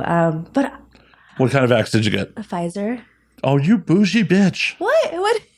Fucking Pfizer? Oh, shit. What's the Pfizer? Oh. Pfizer? But what's the difference? I mean, Not much. Pfizer was like, Pfizer's like the makers of Viagra, so everyone was joking that, like, they're the bougie fucking. Team Moderna right here. I did not have a choice in the matter. I got the free. I'm like, LA County. Oh yeah, I cut the line. I lied. I mean, I'm a food service worker. Give me the shot. They didn't verify shit. I don't know if I can catch charges for this. I doubt it, but a friend of mine who works for a catering company sent me the catering, like, their company paperwork. So just in case I had it, but I'm like, yeah, I'm a food service worker. If anyone asks, like, yeah, I work for this catering company. Yeah, that's smart. I mean, but you wanted the shot. No, I mean, I didn't want it, but yeah, no, I wanted it. Yeah. I wanted it. It's the thing I wanted the most in 2021. Fuck. There are very few things I wanted more than that in 2021. Right. So, like, I don't know. There's some of us our immune systems just don't react to this virus. It was my birthday last year, and there was 28 people at my dinner. And behind us, there was a party of also about 30 people in this tiny, room. Out of all the 28 people, 25 people got COVID that day. Some got really, really sick. One of my friends got blood clots in her hands to this day. She cannot work out anymore. She says it hurts so bad to breathe. Some just lost their sense of taste and smell. I didn't get anything. I was just at the model house in Florida, and one of the girls, really, really amazing person, we were hitting the bong. I was driving her to testing every day, just in each other's faces all the time. She popped for COVID. Has it affected me? And this is before I got the vaccine. So I'm like, what is going on? Do you have type O blood? I don't know what my blood type is. Please don't judge me. I don't know what my blood type is. Okay, because I'm like, we're both equally trash here. Right, we're both trash, and it's fine. High five. Just We're in our late 30s, early 40s, and trash people. Mm-hmm. Like, probably knowing our blood type is probably something that we both should know by this point in our lives. But I mean, if you're dying in a car crash or something, how can you tell anyone what your blood type is? I believe it's on some driver's licenses in some states. It's not not in Georgia. Well, I've never been asked that question. It should be. Like, you'd think they're like, oh, hey, like, oh, what's your blood type? Yeah, I think it should be actually mandatory. As neither one of us know our blood type. Like, this should be mandatory. We're not doing it.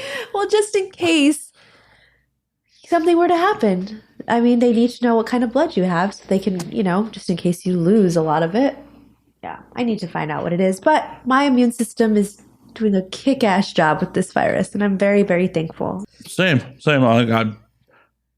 I like a couple points where, like, I've hung out with some women that No, I probably shouldn't have hung out with during this. Like, I've been really good, except for some booty calls. Okay, I mean, we all get that itch sometimes. Yeah, COVID was bad. It was bad, but I realized, like, post-nut clarity every time was like, Anyone who's willing to just come over to fuck is not taking this seriously. Should I not be hanging out with you? I probably shouldn't be hanging out with you. You're like, actually, you're one of those people. Literally, one of the women I slept with, like, hit me up shortly after we hooked up and was like, I think I got COVID. I'm like, oh, fuck, you may have just fucking killed me. And she's like, you knew the risks. Yeah, you invited a stranger over. Strange-ish. We've known each other for a minute, but it was just like, oh yeah, I literally may have just died for that ass, and that ass wasn't worth dying over. It wasn't worth dying over. Like, but hey, at least your story could have been he died after having sex with a woman, you know? Yeah, I'm just here broadcast. Trapped. That ass. Like, nah. Yeah, you're right. Some things aren't worth it. No. And not like, no shit on her. It wasn't a bad time, but it wasn't like this was worth dying over. No. I've had sex where it was like, well, if I die now, that was pretty fucking good. So do you find that women are better or worse now in bed? I think they're better now. Majority wise, they're better now. More women I sleep with are more confident and like willing to say what the fuck they want. Right. Which I appreciate. Like, I do not want guesswork with anyone I'm involved with. Like, you want me to eat that puss? Tell me to eat that puss. Like, if I'm fucking like, oh my God, I can't believe she's like, what the fuck are we doing here? Yeah. Tell me what the fuck you want. Like, I'm not a fucking mind reader. Right. And women are more open to like just trying shit and more confident. Like, they're just confident in their sexuality. Like, the last thing I want to do is sleep with a woman who's just like fucking lying there. I have heard about them. They're called starfish. Yeah, just a fucking starfish. It's just but like, how? I've had some bad sex, but I never thought laying there quietly was ever an option. So what's bad sex for you? Oh, that's also why I'm finding I need to set that bar higher as far as age is concerned. I was like, 25 I thought was the cutoff, and now I'm like, you know what, 30. But dudes are in their sexual prime at like 18. They're just thumpers. Like, they're not doing anything to sexually satisfy me. They're literally just sticking it in there and going to town with I'm just like, okay, this is happening right now. So describe bad sex. Describe bad sex to me. Bad sex is when you're getting fucked and you're not even thinking about. It's so boring that you're actually. I will think about my day the next day. What I have to do, maybe, an email that I forgot to send. It's like a metronome of thrusting. It's like, and then I'll come back to reality. I'm like, oh, I'm having sex right now. Yeah. And then my mind's back to, why did I eat that, sub sandwich? Like, that was a bad idea. Like, just random thought.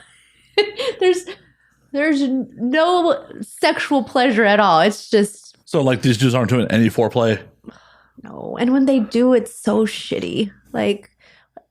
There's like, I ate you out. Just the one like. I mean, I would rather have that than like aggressively, like, I'm like, that's my vagina. That's attached to my body. Why are you being so rough? Like, why are you trying to stick your entire head in there? Like,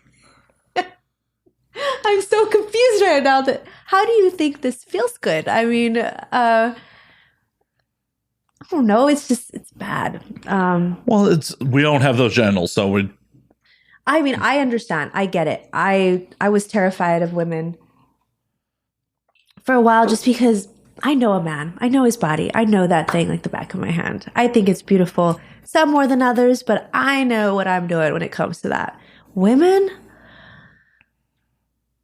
it's a whole complicated mess down there. And I've had experiences with women, but being in the industry, I appreciate a woman's body way more because I literally got thrown in.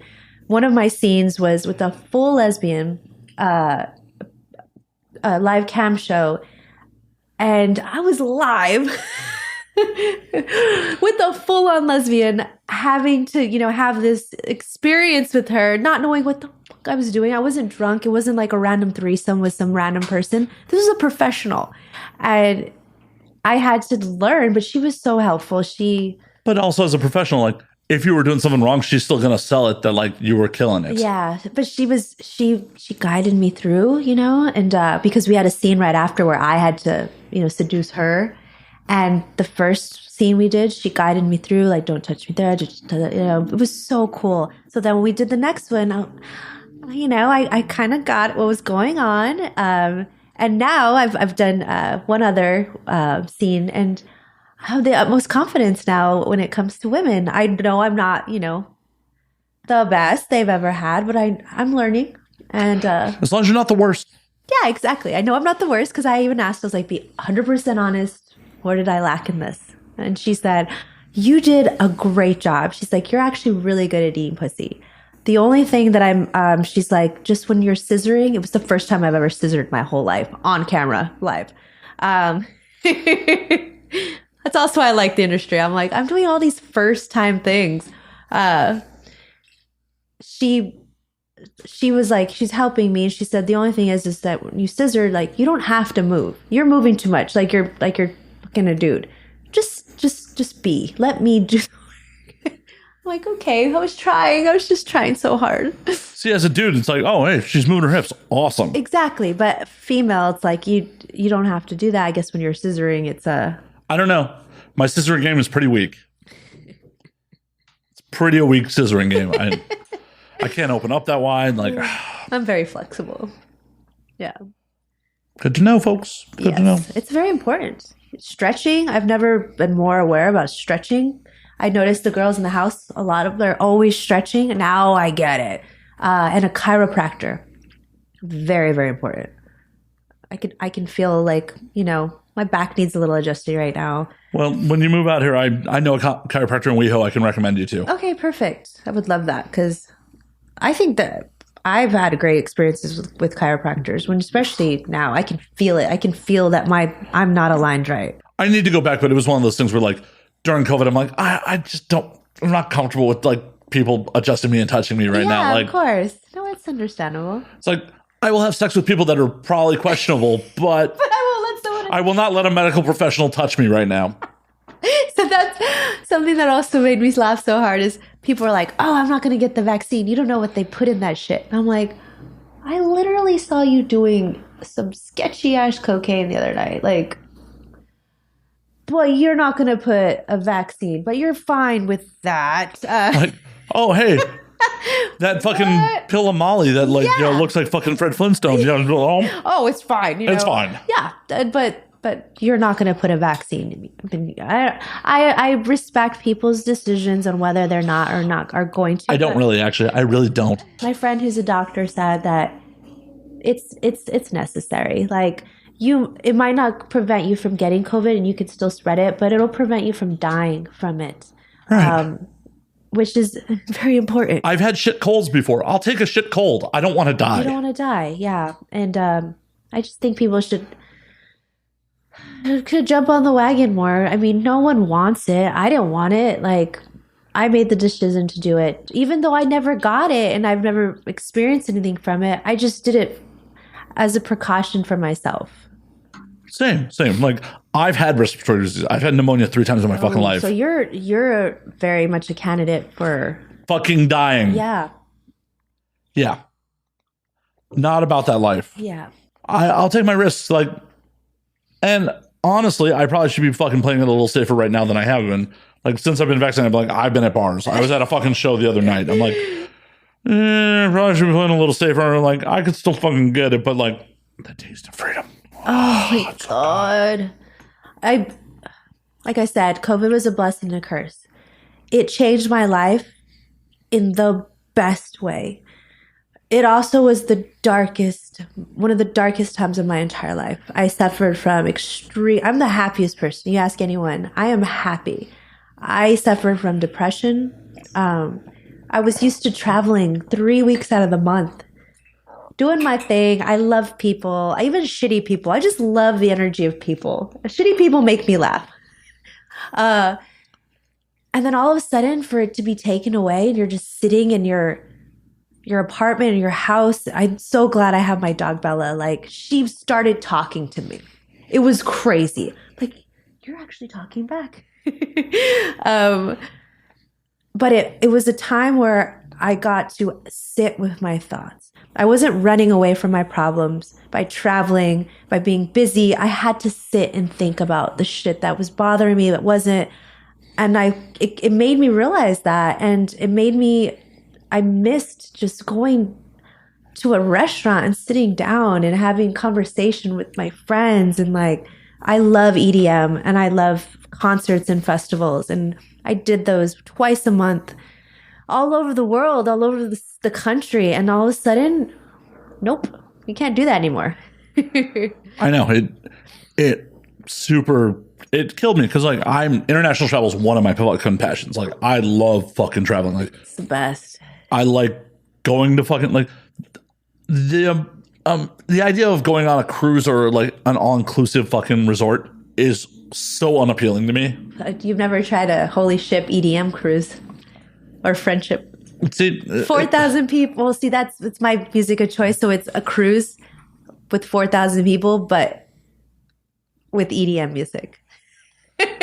See, people in costumes, just See, that sounds like hell on earth to me. It really. God, it's so much fun. You just run from one part of the ship to the next, catching act after act, like just. See, I want to like get an Airbnb or a hotel in some neighborhood and just go into local bars and be like, what do I need to see in your city? Yeah. Like, I want to figure out your local currency. I want to figure out how to get around on cabs and public trans. I don't like knowing the language. That's the funnest because you have to figure out how to even get an Uber. When they call you and they're speaking French and you're like, oui, Uber? Like, what? I just love that. Like, you have to survive. You have to get from point A to point B in an uncomfortable situation. That is one of my favorite things to do. Right. And it just takes you out of your comfort zone. It's amazing. Like the idea of just being on basically Las Vegas on the sea just does not appeal to me. Las Vegas on the sea. It's what it is. Tell me I'm wrong. Tell me I'm wrong. I mean, every cruise is different. I've done a swingers cruise. I've done an EDM cruise. I've done a regular cruise. I wouldn't suggest that. But the idea of like, I went to fucking Bogota, Colombia and just like went to a cigar shop. Colombia. It was a good time. It was a much better time than I thought it was going to be. It was a great time. Cartagena and El Mar el Siete Colores, the ocean of the seven colors. So beautiful. San Andres, it was so beautiful. All I saw was Bogota. Bogota was rad though. Bogota was fucking rad. I've never been. I've heard it's a cool place. Like up in the fucking mountains. It's surrounded. Third largest city on the Western Hemisphere. Really? Yeah. That's awesome. It's like Mexico City, New York, and then Bogota. I think if people, I mean, not everyone, I like to say not everyone has the ability to travel, but if you really want to do something, I don't care what your economic status is, you can do it. Well, it's about priorities. Yeah, it is definitely. It's like, is that Louis Vuitton purse more important than going on that trip? Fuck no. I agree, but other people disagree. No, not in travel. You cannot take away someone's memories. They're ingrained in your head. I mean, you could, Some of my travel memories are a little hazy. Yeah, but that experience and that whole experience and just being in a different country or state or whatever it is life-changing. And I think if more people did it, they would understand human beings more and we'd be so much less judgy because I'm sorry, our reality is not someone else's reality. 100%. I have said this on air multiple times, like, is one of the biggest flaws with America is Americans don't leave America. They don't have empathy for other people, how other people are living because they have no experience with this. Like, you don't understand, like, being in Bogota, there are parts of town that, like, first and foremost, the average salary is like $300 US a month. Oh, wow. For the country's capital and the third largest city in the Western Hemisphere. There are parts of town that are just like flat out urban decay and people are just not fucking living well. That's true. And even when you go to shit parts of America, they're living better than that. That is true. And people, I still don't understand. People talk so much shit about America. Americans talk shit about our country. But everyone wants to be here for a reason. Well, because we're the best marketed country on the planet. I am very grateful to be an American. I know my country is not the best, and we're flawed, but No place is perfect. no, not at all. But I am very proud because I have friends that are trying to live here that are not from here, and they say that it's fucking amazing. Like they just want their citizenship. That's all they want. But where are they coming from? One of them's coming from Canada, which isn't that crazy. One of them's coming from Russia. So if she leaves, she can't come back. Oh, I know. Yeah. But she's been waiting 7 years almost for her green card. I'm surprised she hasn't married up and fucking done the quick route. No, she's doing it for herself. And well, yeah, but bribing someone to get a green card, it's like not... As long as they understand the business of it. Yeah. But she's not. But it's just, I told her that they're going to call you any day. When they do, she wants to go traveling, but she can't leave the country because if she does, she can't come back. Right. That sucks. I imagine that. I feel bad for her because if someone told me I couldn't leave my country because if I did, I couldn't come back because it's not my country, but I want to live there. It's just, and no one does that to Americans. Like, we can pretty much go where the hell we want. Yeah, pretty much. I mean, hell, we can even go to Russia. It's a pain in the ass, but we can go. Have you been there? It's on the list. Really? Yeah. I've never had any... There's so much fucking history there. I said I would go with her because she's from there and she knows the country. I would never go unless I was going with someone who was from that place. Well, part of the reason I want to go is I also want to do the Trans-Siberian Railroad. What's that? Don't think I'm dumb or anything. I just don't know what that is. So it is the railroad that goes from like Moscow all the way to the Pacific coast of Russia. Okay. Like pure across the country. It takes about 7 days to get from like Moscow to... That would be cool though. Like the furthest fucking east point of fucking Russia. Right. And if I have the money and time, I want to actually literally do an around the world trip. Yeah. I really want to go from like... I may just gloss over the States since I've been to pretty much everywhere. Yeah, me too, in the United States. Just like bounce from New York, bounce to Western Europe, like probably go to Portugal. I haven't been to Portugal yet. I haven't been to Portugal either. Go like Lisbon, Barcelona, maybe somewhere else in Germany because I've only been to Munich. I really want to go to Germany. Oh, Munich was rad. I went for Oktoberfest a couple of years ago. That's what I want to go. I'll be your plus one. Like, Yay. We'll do that shit.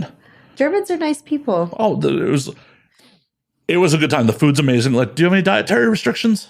So the only thing, I'm the least picky eater ever. I will eat anything. I mean, of course, because of what I do, I'm very conscious. Right. 6 days out of the week, I eat pretty clean, but I love food. Well, I'm of the opinion, like, even if you kind of eat like shit in other countries, it's generally cleaner than eating like shit in America. Definitely. But Munich was rad. Munich was absolutely a fucking good time. What was hilarious to me though is we went to a couple of restaurants and like because we're English speakers, some of like the staff were like British. We're like, the fuck? We sound like British? No, not at all. Do you guys not get Americans at all? Right. Like, the fuck? Like, not British at all. Not in the least. Not even tiny bit. So I want to hit Berlin. Like, and then I would probably bounce back up to Helsinki. Like, I only got like 56 hours in Helsinki, and Finland was pretty rad. I heard Finland's great. I had a good time in Helsinki. I didn't realize how much fun I was going to have in Helsinki. Like, when I went, me and the crew that I used to travel with, we went to Amsterdam. We were like, Amsterdam's a great time. Amsterdam's okay. Like, I had a lot of fun there. I'll go back, and we're going to go when we go to Spain because it's so close, but... So what'd you do in Amsterdam? I want to hear your Amsterdam food stories. Poisoning. No, so that checks out. So I went to a thing called Dirty Bird Camp out in Croatia. So it's a festival, but it was in Croatia. Claude Van Stroke even, met our boat, and he's the main DJ that puts it on. Fucking amazing person. Don't know him, but I've met him, and his music's great. I really respect him. So we're in Croatia, doing our festival thing. And we decided to take a train to Amsterdam. I was really tired, and one of my best guy friends was just when someone just is in your ear and you're not having it, and they just keep on pestering you, kind of like when I tried to fight my friend. he was doing that to me. He just wouldn't shut up. I was hungover. I didn't want to hear it, so I was an asshole. Well, I got what I deserved. I had a huge luggage. I realized if you're going to be doing anything in Europe, make sure to pack light, especially if you're going to take a train or... I had this massive suitcase. And at all other times, he would have been a gentleman and helped me. He's a 6'4", like, big guy. He would have taken this. No, he's like, fuck you. You're getting your ass to Amsterdam by yourself. I'm like, fuck you. I'm going to do this shit. So... God, I had this huge suitcase. I'm on the train to Amsterdam. People are looking at me like because I'm like in the way, trying to carry this thing, like so uncomfortable. My friends in the other cart just looking at me with this smirk on his face. Like, yeah, you could have prevented this if you weren't being mean to me. It was horrible. Finally get to Amsterdam, to the hotel. He made me carry this thing the entire trip over. We finally get to the hotel. I was like, I'm really sorry. And he goes, I know you are. I'm sorry I did that to you. It was kind of funny to watch. Sorry. So we get there. And of course, we go to the red light district. I had to see all that and all the museums. We stopped at like a Korean, like an Asian type of food place. I got so sick. I could feel it, like the hot flashes coming over my body. And I was like, guys, I think I'm going to go back to the room. You know, just check on me later. I just don't feel good. Anyone who's had food poisoning knows what you go through. It is terrifying. And the worst is to do it while you're on vacation. Oh my God. In a different country. Oh yeah. So their over-the-counter medications aren't the same. Like, we got a lot of good stuff here, and just the hospitals, everything like closes down at specific times. So I didn't know what to do, but the only thing I didn't know is I always got my weed not on red light district, where that shit's not even weed. I don't know what that is. There was a place called the Panther or something like that. It was a little off, but it was where all the locals went to get their stuff. And they had these brownies, these space cakes.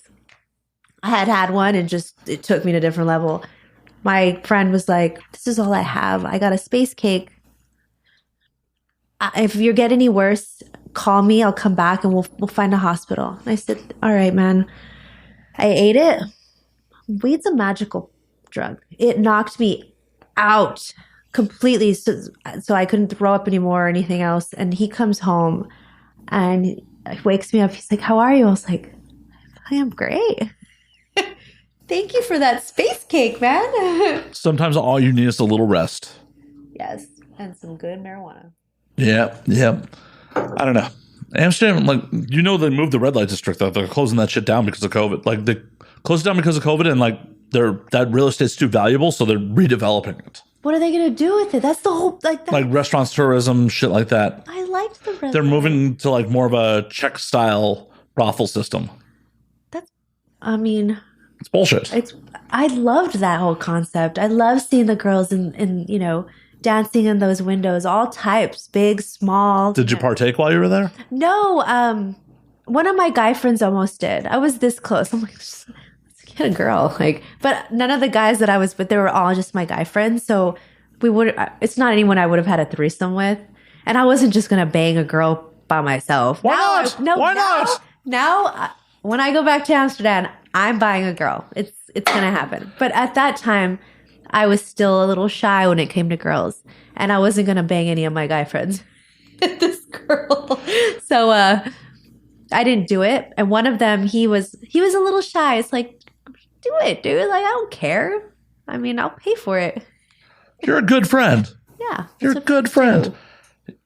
I didn't when I was there, literally because I fucking got greedy. I saw... You got greedy? Well, I saw a girl. I'm like, oh, she's fine as shit. I'm down. But let me make a lap first to make sure this is where I want to be. And I just never saw her again. And everyone else I saw, I was like, nah, I'm cool. No, so I had this conversation earlier. If you see something that you want to buy, just do it. Like, if you really are like, I really like this. Because I've done this and I haven't bought it. And later I'm like, oh, I really wish I would have bought it. And then you never see it again. Believe me, I would have bought it if I had made that lap, because everyone else I saw, I'm just like, nah, I'm cool. Nah, nope, nah, nope. Like, you think Oh, prostitutes and windows. Everyone's a fucking 10. Not everyone's a 10. They're Not everyone's a fucking 10. The woman I might be a 10 for someone else, though. For sure. But in my eye, I saw a 10, and I'm like, well, you can't go with like the first thing you see. You wanted a 15 or? Well, I just needed to make a lap and make sure that was the 10 I wanted to spend money on. Right. And like, never saw her again, and everyone else is just like, nah, I'm cool. So I did not partake while I was in Amsterdam. That's unfortunate. It but is. You know what? It's just a life lesson. It is. At least I've had sex in Europe. Like, one of the life goals. The least I've had sex. Well, one of the life goals is to have sex on every continent. Oh, hell yeah. One of my best friends, she's a friend. We were in London, and I met some guy, and this is how good of a friend she was. She got us an Airbnb. She's so good at picking Airbnbs, like the most unique ones. I'm like, what? But this was the last time we got a 1-bedroom, 1-bath Airbnb. I'm like, girl, we can afford 2 bedrooms. She slept in the kitchen for me so that I could bang this dude in the room right next. She made a little bed in the kitchen. That's a good fucking friend. That is an amazing. I didn't even have to ask. She went to the kitchen. I'm like, what are you doing? She's like, I'm making a bed. I'm like, girl, really? She goes, yeah, you better fuck the shit out of him. I hope you wing womaned for her like the next night. The next night, I did. I slept in the kitchen for her. Because Hell yeah. She did that for me. Hell yeah. Right. Good on you. Good on you for that shit. Some people are just amazing. So what countries have you had sex in? I'm curious. I've had sex in Amsterdam, Costa Rica, Colombia, Argentina, Thailand. Oh God, that was amazing. I mean, most of the states in the United States.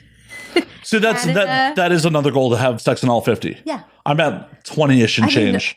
There's some that I'm a completionist. I want all 50. Okay. I mean, I've been to 45. I've only had sex in 20 odd. Okay, that's fair enough. That's a good goal. Where else? Oh, Mexico, millions of times.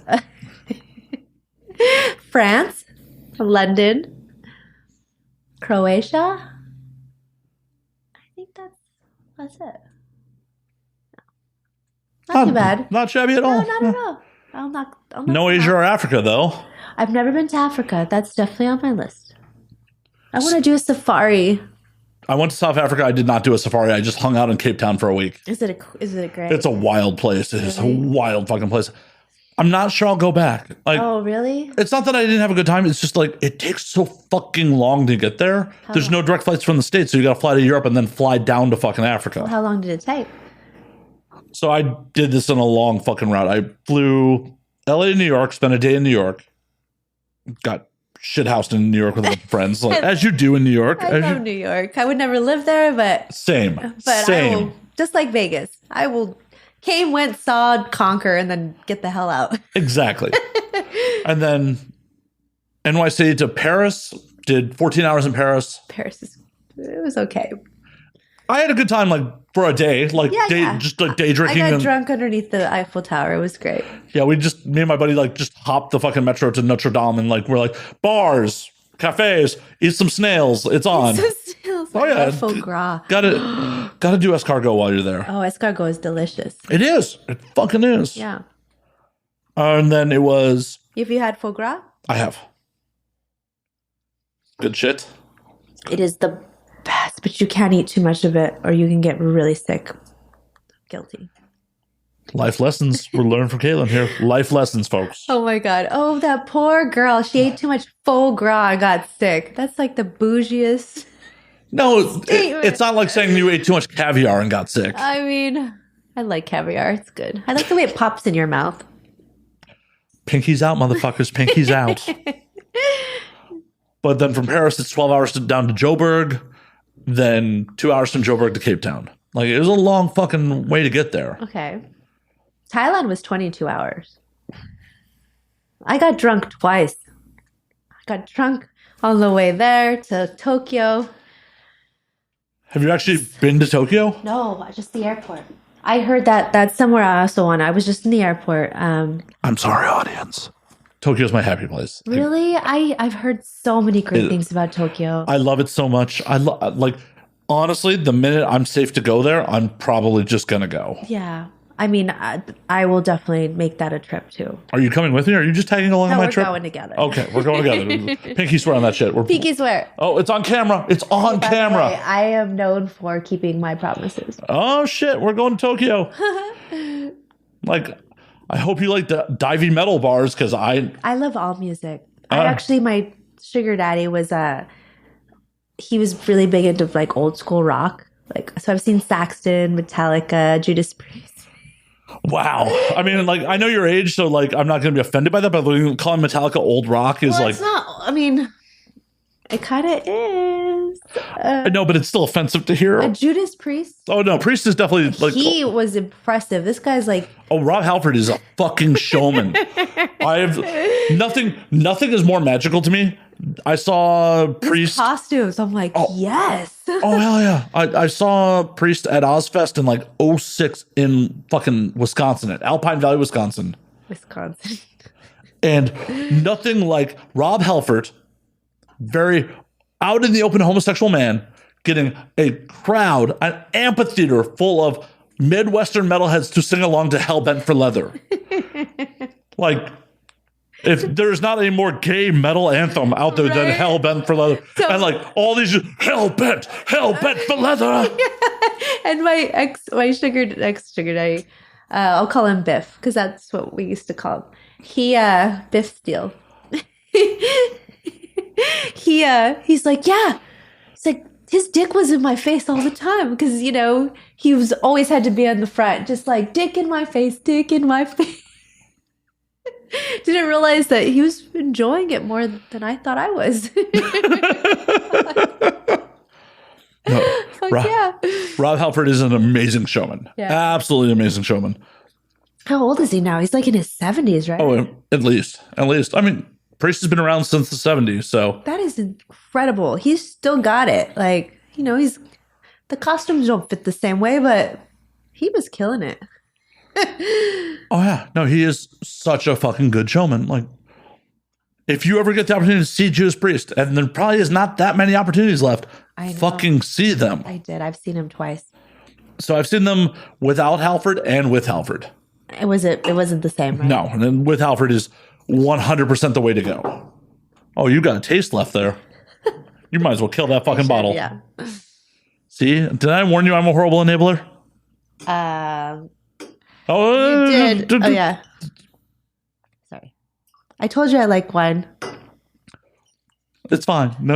I'm just like, oh yeah, you just got a little bit left. Just fucking kill the bottle. It's fine. Like, I try to be conservative, like just leave a little bit. You left a little bit in the second bottle. It's fine. Yeah. You're just fun to talk to. Aw, I'm gonna blush. Aw. I guess I should pour myself a little more too. But yeah, go to Japan. Go to Japan. Oh, I am. And I found it very interesting. That airport was easy to navigate, and it was all in Japanese.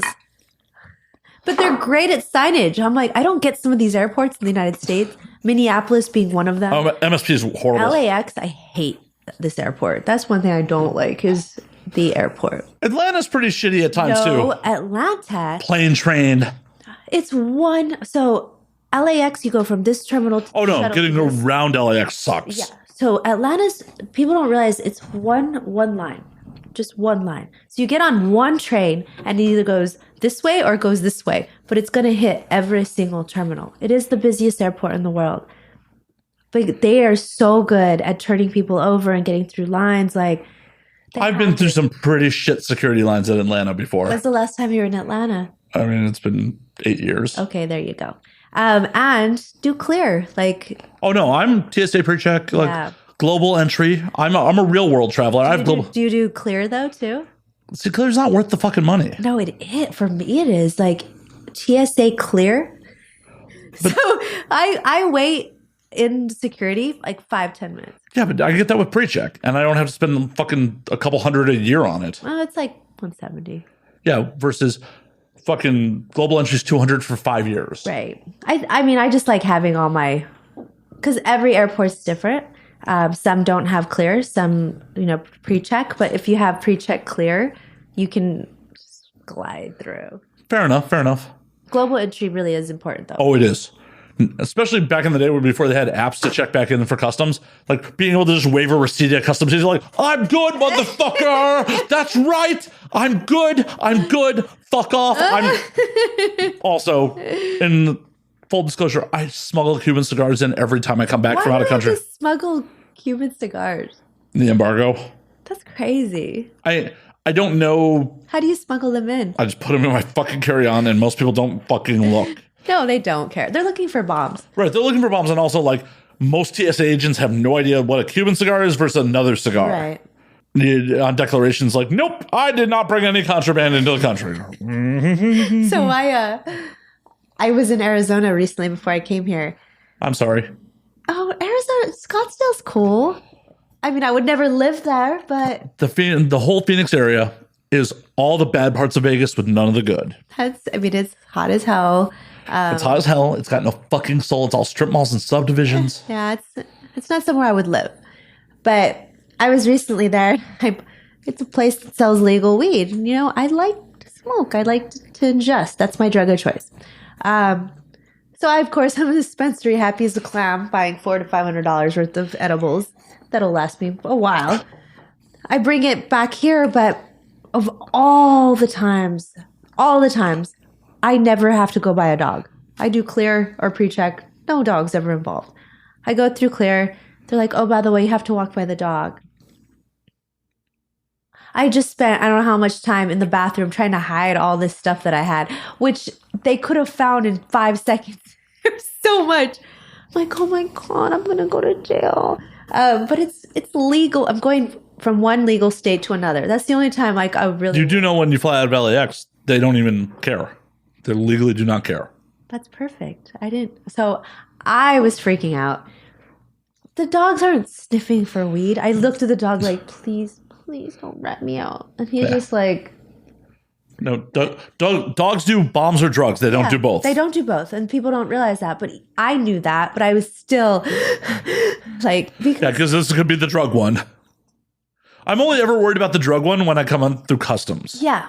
Because, I mean, what are they really looking for here? Do they even arrest people for weed anymore? Depends on where you go. Like, I'm sure if you land in fucking Alabama, they're gonna fucking arrest you. That's Alabama. Who's going to Alabama? I've been there. Yeah, I have too. Decent fucking oysters, but... Decent oysters? Yeah, no, I had some good food. It was Birmingham? No, it was Birmingham. Like, the Mobile, like, that's right on the fucking Gulf. Like, I had good seafood there. So I've noticed, like, there's not much, besides Florida, like, and New York, but Georgia, there's Atlanta. There's Savannah. You could tour Savannah in a day. Well, yeah, most states don't have major metropolitan areas. They're like, oh, this is our big city. It ain't fucking big. Yeah, but California has got all. So does Florida. We have very diverse places to go. Like, there's not just one city. There's multiple. But California has Napa Valley. I forgot about that. Well, we have Napa Valley. We have the whole Bay Area. Like, San Francisco, Oakland, and San Jose are all very different cities. Yeah, and I say this now, that I would retire in San Diego. It's too slow for me right now, and it's not enough population, but it's so beautiful. I love San Diego. And Tijuana's right there. I know. So I might, unless I retire in a different state or country, I'm going to retire in San Diego. Well, good on you. I'm never retiring. There you go. Well, and not by choice. I just think I'm just never going to be like, of an economic level where I ever retire. I think I'm just going to be fucking grinding till I die. That's okay. Are you okay with it? I mean, I got no choice about being okay with it. What am I going to do? Just give up now and be like, fuck it?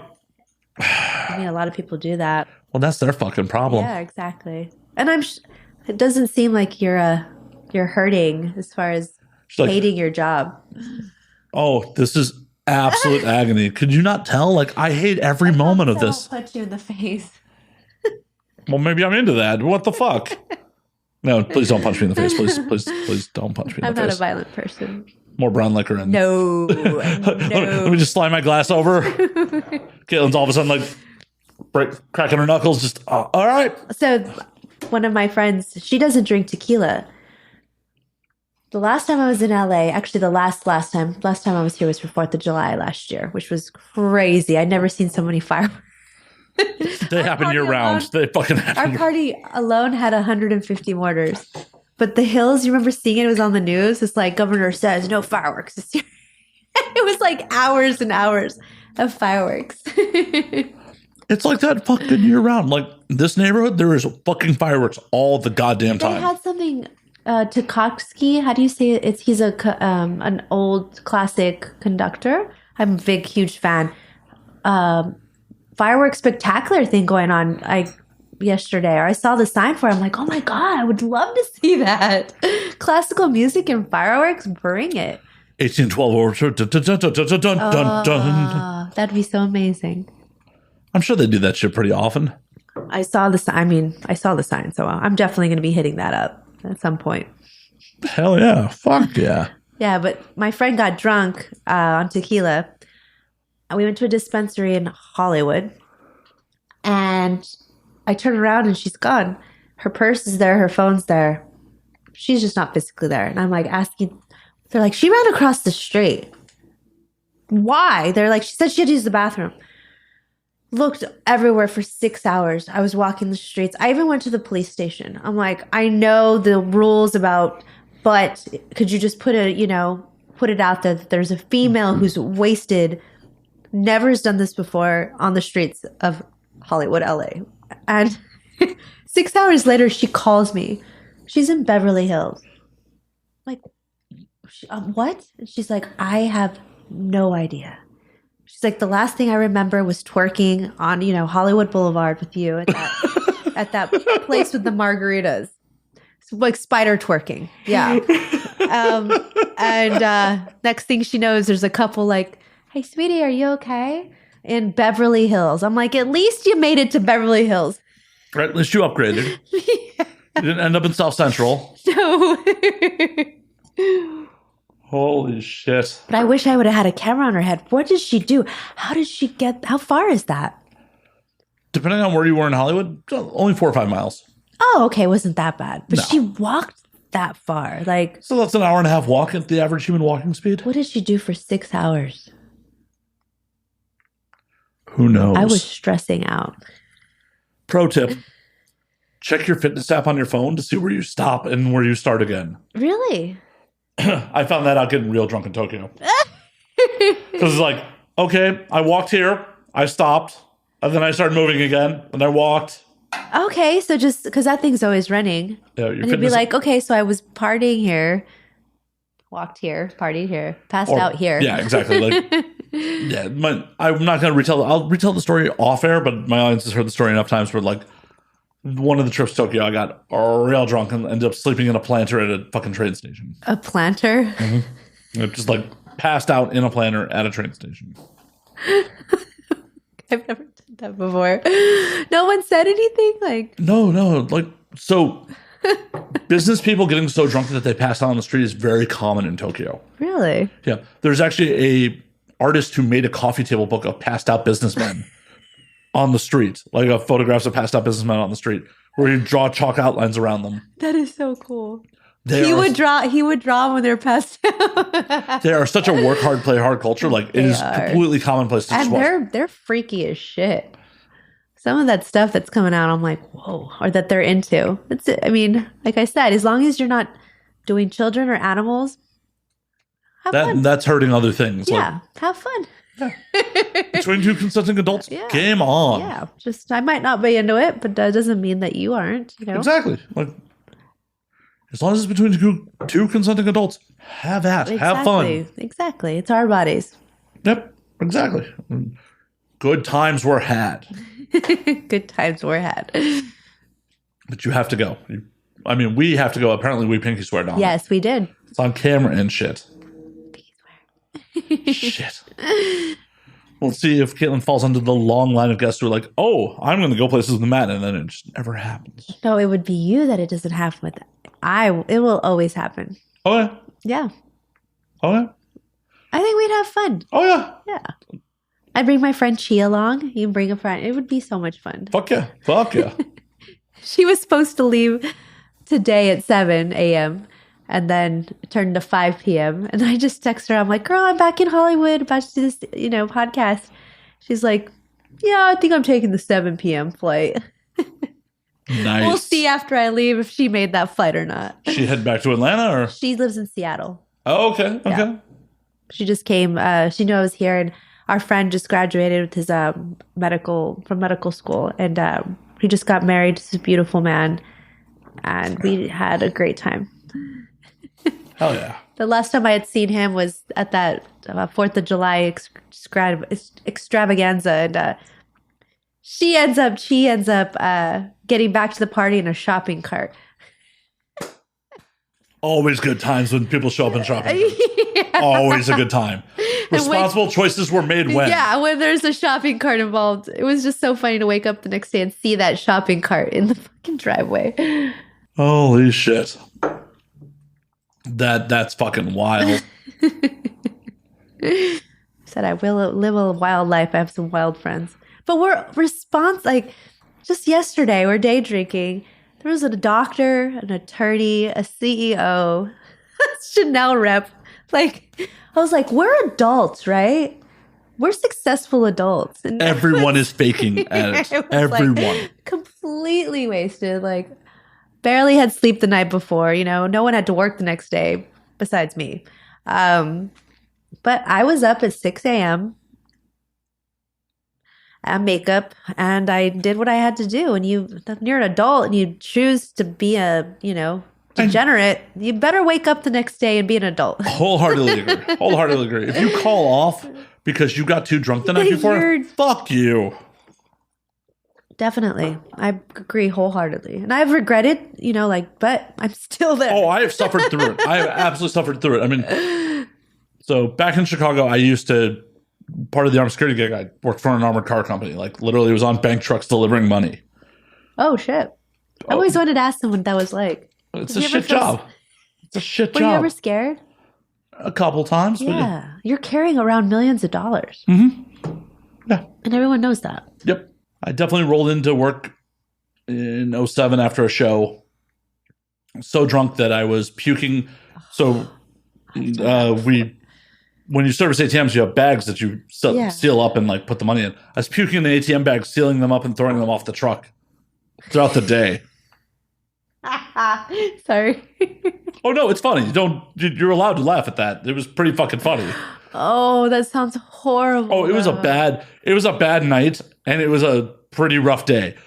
At 9:30 in the morning, when I had to actually start servicing real customers instead of just ATMs, one of the customers who I was always really flirty with, I rolled in and she's like, holy fuck, you smell like a still. Oh. I'm like, I'm sorry. She's like, rough night? I'm like, yes. Please give me your money now. No, and the weirdest, I'm usually always responsible before sets, but the last 2 times, there's just certain times, my best friend just flew in. I was celebrating his, medical degree. So I went to bed at a decent hour, but I still felt like straight shit. 6 a.m. comes very quickly. It does. But at the end of the day, you got to work to live, not live to work. Yeah. But you still showed up to work. So the last 2 times it's happened, I think have been my best pictures. I'm like, wow. Because I don't know if I'm telling my makeup artist, get rid of these bags. But I look at the pictures and I'm like, God damn, that was awesome. And the set goes so great. And I think it's just the adrenaline kicks in. And by the time I leave set, there's no hangover. I would never know that you've been up since 6 o'clock in the morning and we're drinking all last night at this point. I would never know. Actually, I started Friday with Crystal. Did that whole, Yamashiro, I can't even say it. Yamashiro and Temple. And then woke up, went to the Motley Model House at 9 o'clock in the morning for an interview.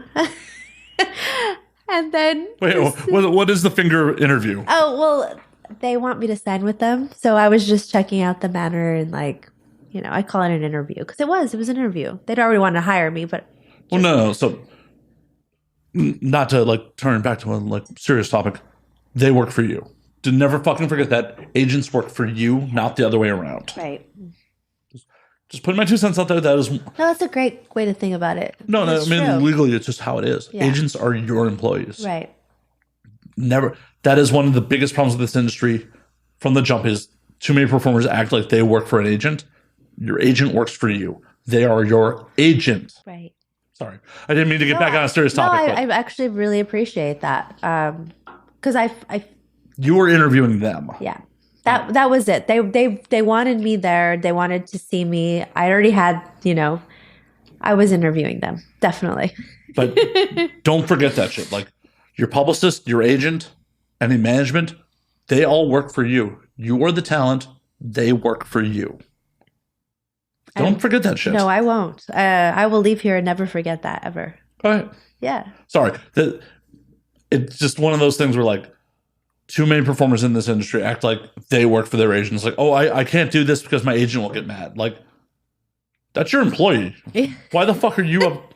Yes, your agent may drop you, but at the end of the day, they work for you. Their responsibility. They make money by booking you work. Right. You don't make money because they booked you work. No. They make money because, yeah. Yeah. And I mean, I loved hearing it out loud. It's one of, there's certain things people say and they really like resonate and you take them. That was one. Thank you. You're welcome. Thank you. You're more than welcome. And I have some other things I will say off air about that shit, like that you as a new performer are probably unaware of. I would, like I said, I like getting advice. Whether I choose to take it or not is mine. But just hearing and getting some mentoring and just experiences that you've seen is golden to me. There is no porn 101, and like, I don't know. I want to see people succeed. Like, I don't want to be like, oh, hey, I just had this great fucking hang with Caitlin, and we just a great podcast, and like 6 months later, you're just gone. No, I'm not going anywhere. I'm having way too much fun. Everyone says that. Everyone fucking says that. I'm hoping that you're here. I want you to succeed. But everyone fucking says that. No one jumps into porn being like, yeah, I'm going to do this for 6 months until I'm out. Yeah, you're right. So what do you think? Like, since you've seen so many girls come in and out, there's a huge turnover rate. What do you think about me? Even though we've only, known each other for what? I don't even know what. Oh, believe it or not, we've been at this for over 2 hours. No way. Yep. Are you kidding me? Nope. That's so cool. Oh my God. Well, so I did a Cherry Pimp's webcamming. I've never webcam before. And they're like, you have to be on there for an hour. And I said, what am I going to do for an hour? I've never even done this before. Like, just be yourself. Just be yourself. That's all you need to do. They gave me some pointers. He's like, 5 minutes, like, say goodbye. I'm like, what? I'm looking at him like, but I'm just getting into it. Time flies when you're having fun. Yeah. So I'm happy to hear that you're having a good time. Oh, the worst. That's what I actually like to hear. The worst. The worst time. No, you're bubbly. You're outgoing. Like, you had things to fucking say besides just like, I like to suck dick. You have life experiences behind you. I mean, I do, but you're willing to, like, from what I'm able to tell, you're willing to stand up for what you believe in. You're not just going to let someone fucking walk all over you. Fuck no. You're going to have I'm too old for that. Right. You're going to have a good career in front of you. Thank you. As long as you're willing to put in the fucking work. And I am. I think you are. I am. I mean, as I said, audience, she just was on set. Like, she was just fucking on film for a long fucking day. Set days are never short. After partying from Friday until... Right. And is still fucking here. And we are 2 hours and 15 minutes into this. And we are still going. I probably should, like, actually call last call on this motherfucker and, like, wrap this podcast up at some point. But we're having a good time. I don't know. Should we wrap this up? Do you want to go? I mean, I'm good. All right. Well, if she's good, I'm good. Like, I can keep going. 2 consenting adults. 2 consenting adults talking on the internet. On the internet. The internet. The internet. They are not just for pornography. They're also for podcasts. Podcasts are interesting to me. The radio still exists. You're going to get me going on a whole fucking thing now. So, I love this medium because this is the last Wild West medium. This is fun. Like, what the fuck? Because we can say or do whatever the fuck we want here. like Spotify, Apple, there's no censorship. Right. The video version, like I have to farm it out to Vimeo because YouTube does censor. But the audio version, we can say what the fuck whatever we want. As long as it is not hate speech, Apple does not fucking care. And I love that. And also, it has been 2 hours and 15 minutes roughly. Neither one of us had looked at our phones. Why? That's so unprofessional, though. Right. But how often do you have a real conversation with someone with neither party looking at their phones? Well, I have a rule that's true. I have a rule though for myself. Whenever I'm at dinner or in a social situation, phone is gone. But you are the exception, not the rule there. Yeah, I know. It's just we're so. I get it. I'm on my oh no, I'm a horrible fucking junkie to the dopamine. But that's what I love about this. Like I get to be engaged. I'm here with you. Yeah. You and I are here together, talking, bullshitting, drinking. And neither one of us are looking at our phones. We are here in the moment, enjoying the moment. And that doesn't happen in almost any other medium. Like, almost everything else is like, it's staged. Like, if you're on set, yeah, you're not looking at your phone set, but that is acting. That's not like you being here as a person. Like, you're playing Caitlin Bell, the character. Right. Versus Caitlin Bell, the person, here on mic, talking about real life experiences and drinking and having fun. Exactly. So I love this medium. That is why I've been doing this for as long as I have. Like, believe me, I ain't making Joe Rogan money out of this shit. But at least you're enjoying what you're doing.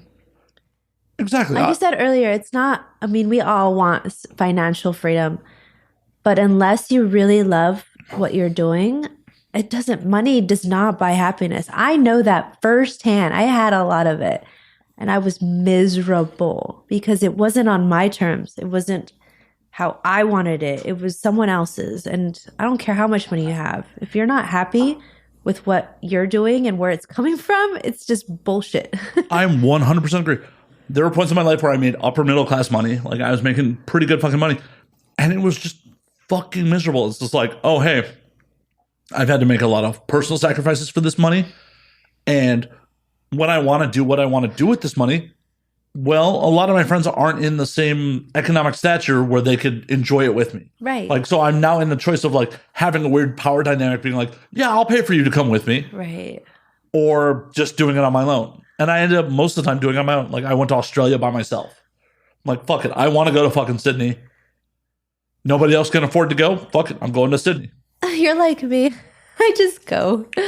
I'm like, I mean, usually have someone come with me, but I'm very picky when it comes to traveling because you don't know what someone's going to be like when they're traveling.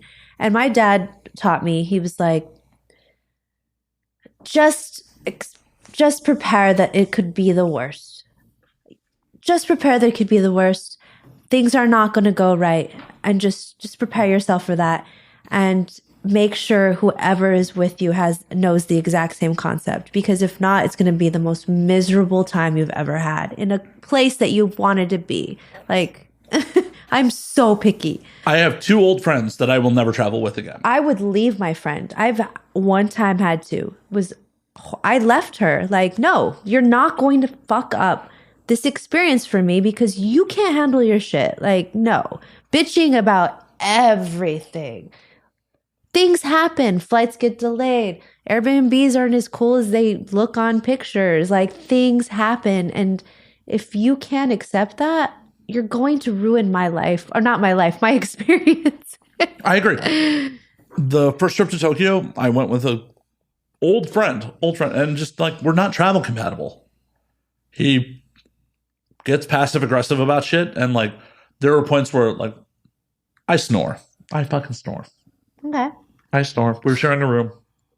And Is it really bad?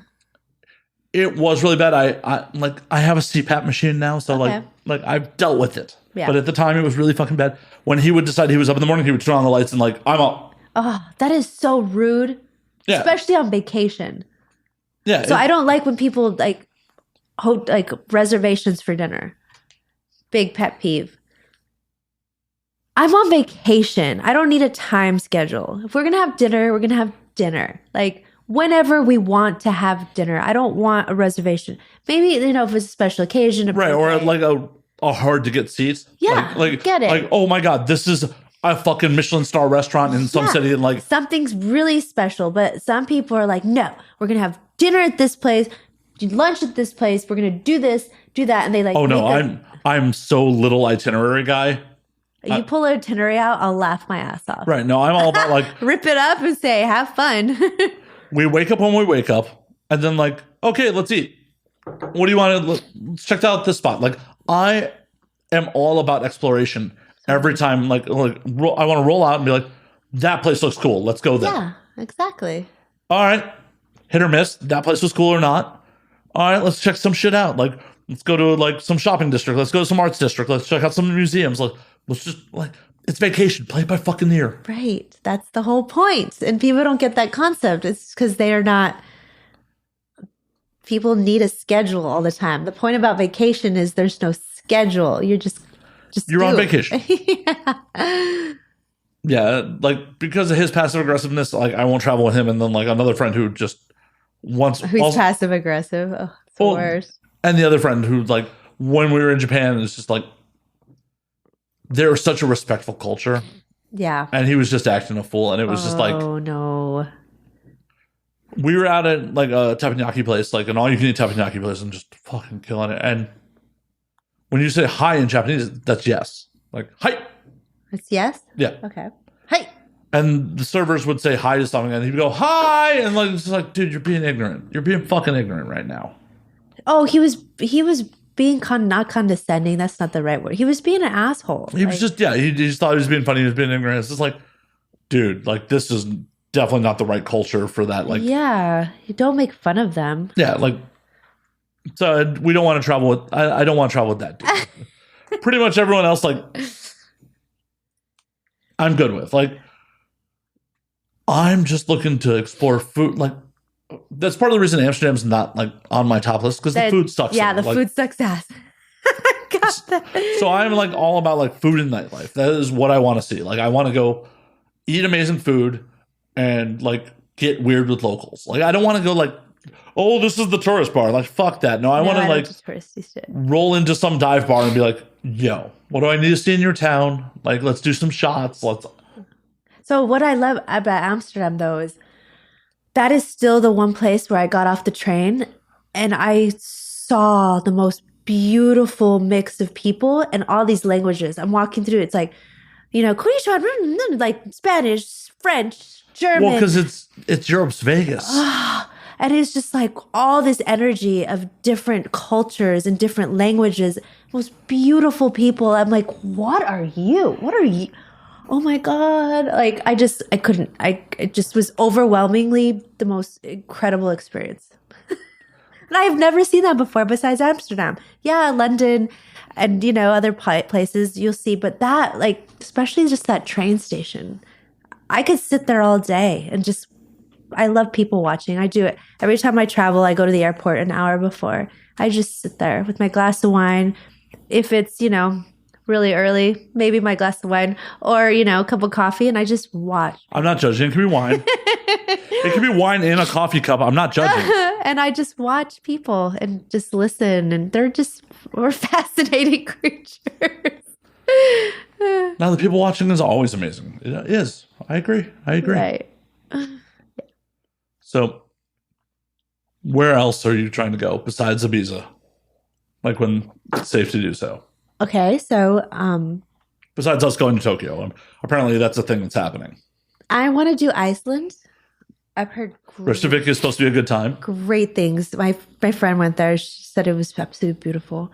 Africa is definitely on there. But like where in Africa? I don't know. See, you said Cape Town was great. Cape Town was a real interesting place. Like, especially having an American accent, like just was like being a VIP in places. Like, really? There was definitely some bars that had lines and they heard our accent and just like, come on in. Because they know if you're an American that made the trek down there, you have money. Yeah. It's the dollar goes far down there. Australia. We're in Australia though. I want to go to New Zealand, of course. And what's the main part of Australia? Well, the major cities are Melbourne, Sydney. Sydney? Yeah. Yeah. So I only know about some of these places that are most popular, but once I get to a country, I start talking to the locals, just like California or anywhere else. It's like, where should I go in this great country of yours or state? When I was in Sydney, like I actually spent most of my time in Newtown, which is technically a suburb, but it's considered like an artist district. I'm like, okay, I'm going to check out the artist district. I met some bartenders that I'm still in contact with till this day, and that was like 7 years ago. Wow. Actually, one of them flew to the States, and I showed him around LA. It was like, I heard they have some of the most poisonous animals, which I think is beautiful. Like, I love animals so much. You're like, if it murders me, it murders me. It's fine. No. I mean, I'm not going to get killed. Oh, let's not put that out into the universe. Like Caitlin Bell dies from, a box jellyfish bite while in Australia. Yeah, saltwater crocs are ginormous, by the way. Hey, I'm in Florida. No. Crocodiles are insane. Yeah, saltwater crocs are ginormous. We saw them in Colombia, right? Yeah. The ones in Australia. I'll show you pictures when we get off air. How big are they? They're fucking... I saw one that was a dinosaur. That was not a crocodile. That was a dinosaur that lived. Did not go through extinction. He was massive.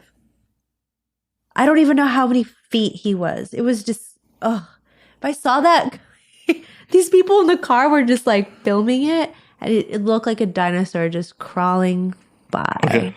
Now I have to pull up a fucking picture. Like, I have to find this fucking picture of this fucking dinosaur from when I was in Australia. Like, no, like, you don't understand like how big fucking saltwater crocs are. Like, the fucking... Sorry, I have 7 years of pictures to go back through. No, it's... We're at 2018 already. We're getting there. Pictures, man. I look at my pictures. I'm like... Actually, I've at one point, I want to sell my phone. Just the content on my phone. Screw making content. Just sell my phone. What sort of crazy shit's on your phone? Dude, there's so much nudity on there. There's so much crazy stuff on there. All in good fun.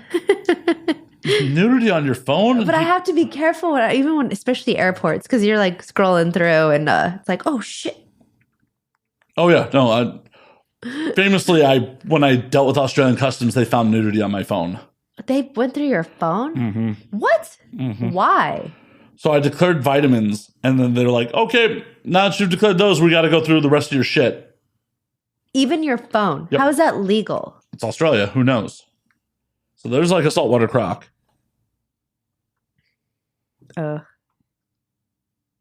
Yeah, he's big. Yeah, he's a big motherfucker. This one was 10 times bigger than that. No way. Yes. No fucking way. I swear to God. He was huge. That fucker is really big. So as we debate lizard sizes.